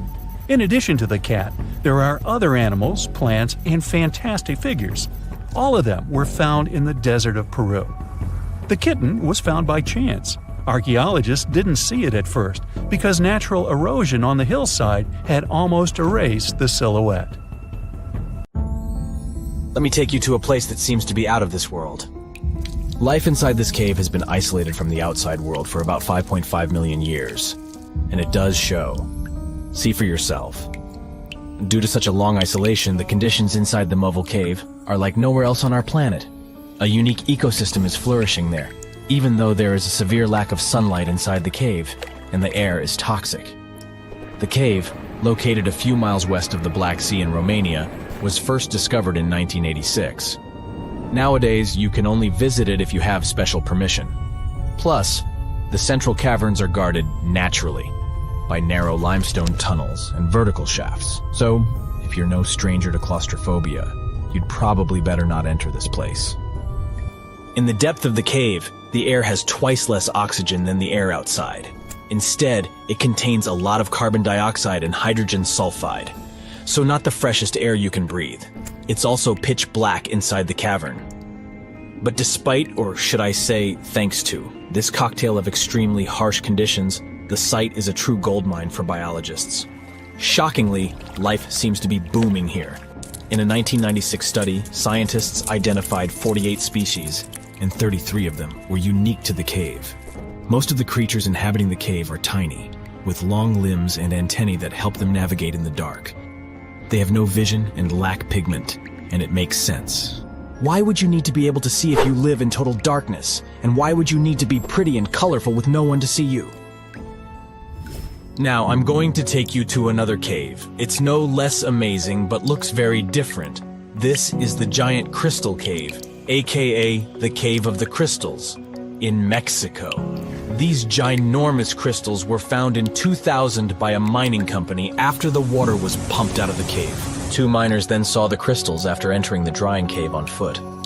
These awe-inspiring crystals are actually massive gypsum pillars hidden 984 feet underground. They're anchored to the walls and the floor of the scorching hot cave. Scientists estimate that the crystals could have been already growing for 500,000 years. That's why many of them are so long and wide that you can walk across them. Unfortunately, visiting this wonder of nature is impossible at the moment.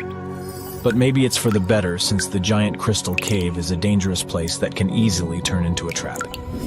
For tens of thousands of years, it was filled with groundwater, which was originally pushed upward into the opening by a magma chamber located in the depths of our planet. The magma under the cave kept the water hot, but eventually the temperature of the water dipped below 136 degrees Fahrenheit. As a result, the water started to fill with calcium and sulfate, whose particles began to recombine into gypsum. And then, white-tinted crystals took over the cave. And since they stayed underwater, they were able to keep growing. You don't have to fly to space to take a closer look at a black hole. Scientists have found something very similar to black holes in the southern Atlantic Ocean. A black hole has such an enormous gravitational pull that once something gets pulled inside, it doesn't have any chance to escape. Even light can't get out of a black hole. But ocean black holes seem to be almost as powerful as their space relatives.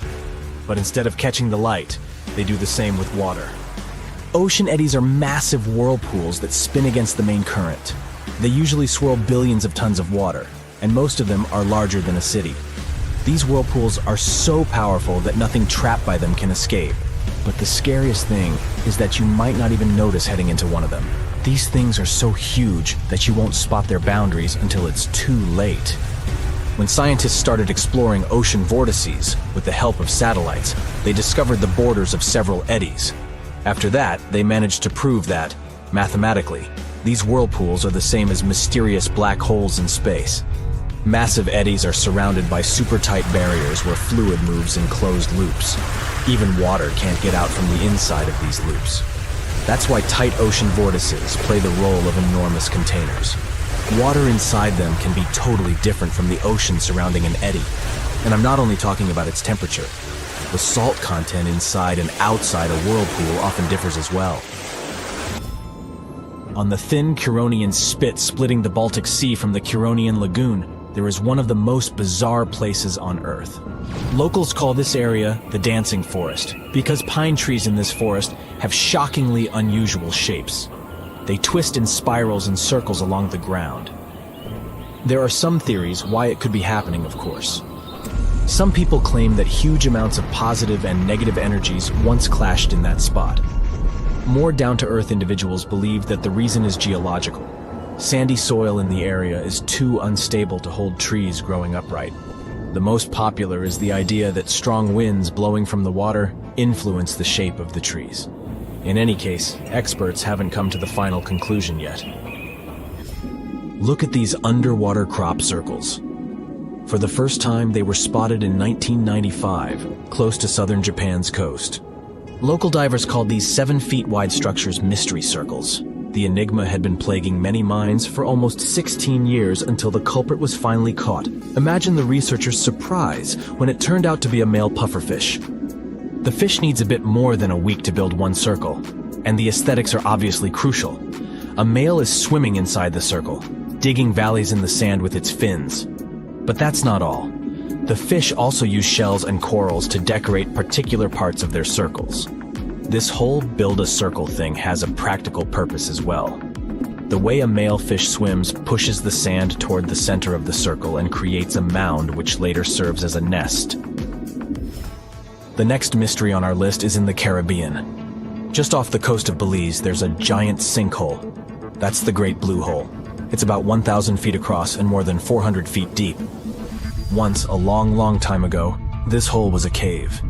But then rising waters filled it, making it collapse in on itself. The deeper you'll descend into the Great Hole's crystalline waters, the darker it will become. You'll see tons of stalactite-filled caves there, but entering them is extremely dangerous, unless you want to get hopelessly lost. Once you reach a depth of 50 feet, you'll notice that the water is shimmering. That's the invisible line dividing the sinkhole's salty top from the freshwater abyss. You might want to turn back right now. Who knows what you might come across in the murky depths? There was an old Amazonian legend that told about the river that was so hot that it boiled. And it was believed to be just a legend until Peruvian geoscientist Andres Russo questioned if the river could be real. All experts denied such a possibility. After all, hot rivers do exist, but only in the areas where there are volcanoes. As for the part of the country mentioned in the legend, there are no volcanoes in that region. But Andres Russo was too dedicated to give up. And in 2011, he finally located the river from the legends. The water in it was indeed steaming hot. Its temperature was 186 degrees Fahrenheit, not boiling, but pretty close to this point. But what shocked the researcher the most was the size of the river. One could think that the almost boiling water was the result of the activity of an underwater hot spring. but thermal pools are always small, while the river is 20 feet deep and flows for almost 4 miles. This is the only river of its kind on our planet. On September 16th of 2023, without warning, the Earth began to hum. A low, strange vibration reverberated through the crust. This set off seismic alarms all across the globe. For 9 days straight, the planet was pulsing with this horrifying rhythm, and scientists had no idea what was going on. Meanwhile, the total disaster was happening in Greenland. It wasn't an earthquake. They knew that much. They could tell it by the rhythm. Since we all live on giant tectonic plates, they constantly move and slide on magma like icebergs on water. Sometimes as they move, they can rub against each other or collide or break. In any case, all this causes an incredible release of energy that sends shockwaves through the ground. That's when we feel the ground literally shaking, and it's what we call an earthquake. These vibrations we feel are called seismic waves. Seismometers pick them up as pings or rumbles. In a typical earthquake, they create a bunch of different frequencies. It's a crazy chaotic mix of low and high frequencies, like smashing every piano key. What was weird about the Greenland event is that the signals weren't like that at all. It was a steady, single-frequency vibration, as if some ancient machine was stirring beneath the earth. It's like one piano key being struck over and over, creating a doom-like, repetitive sound. Turns out, what they were hearing wasn't the noise of tectonic plates going wild. It was a phenomenon seismologists had never seen before. The days passed, and the mysterious noise just kept going. The vibrations repeated every 90 seconds, echoing around the world. The hunt for answers was growing more desperate. Seismologists had no idea what they were dealing with. They had to gather a huge international team of 68 people from 15 countries. All these scientists were gathering seismic data, satellite images, and doing some advanced math for several days, until they finally realized who the culprit was. Water. It all happened in a remote, desolate region of East Greenland.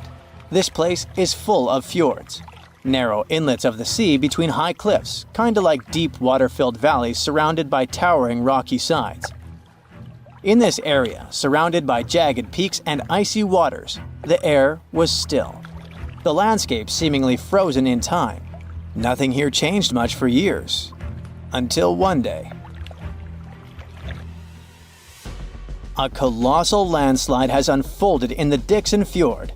One of those steep mountainsides towering over the fjord at almost 4,000 feet high collapsed in a massive landslide. Picture a huge chunk of this mountain crumbling and crashing down into the fjord below.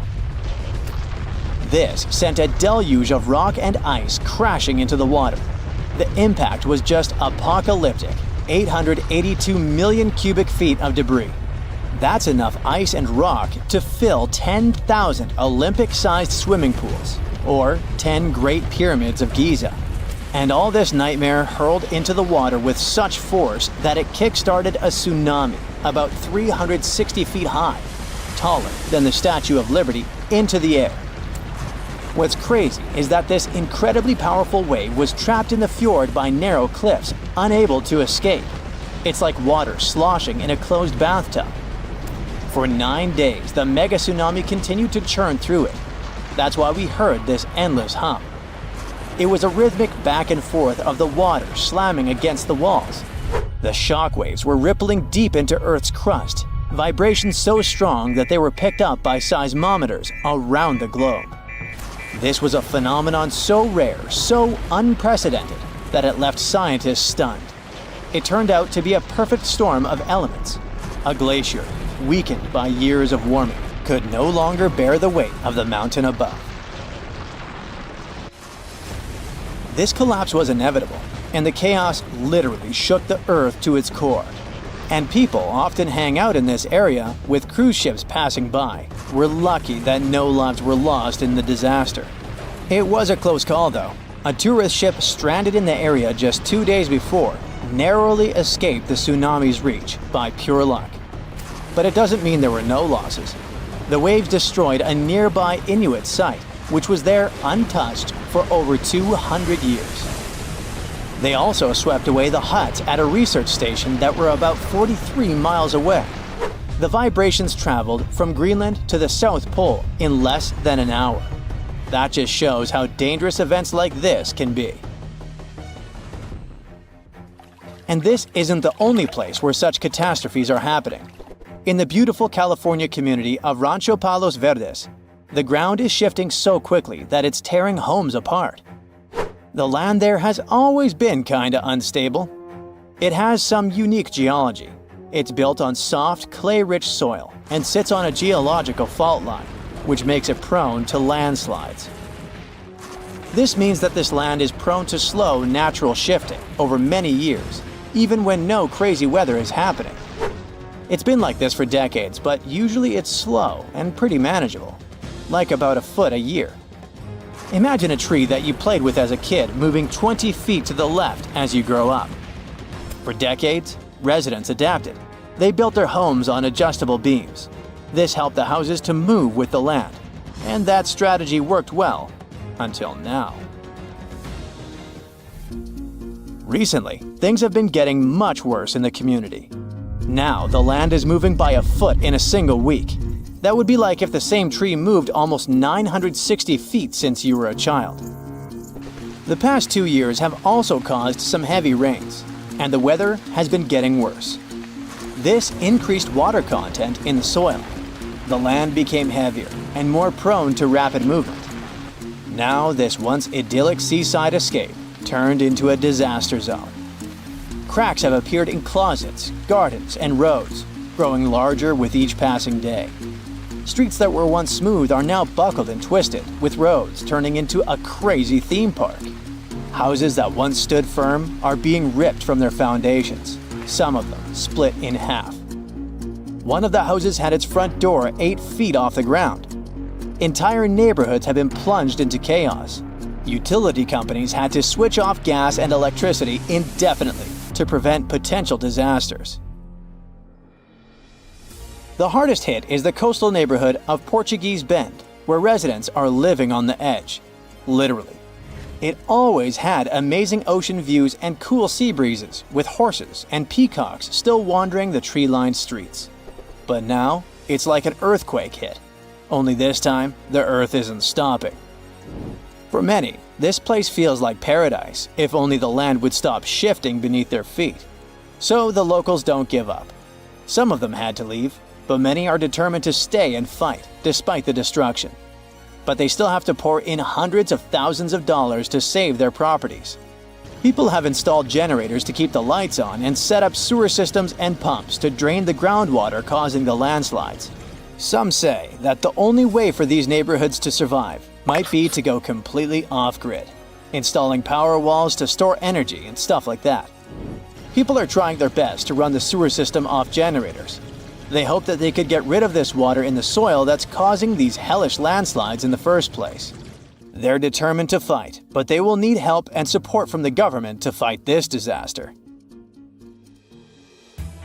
Landslides are actually more common across the US than many might think. And new maps and data show that tons of people in the country might be in danger. Scientists managed to create the first very detailed, very cool map that shows where these landslides might happen, county by county. It's based on a lot of data and the history of 1 million previous landslides.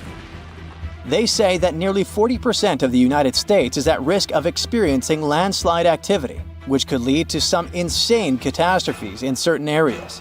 Luckily, now both residents and engineers can keep this in mind. But all this shows how vulnerable we are to natural disasters.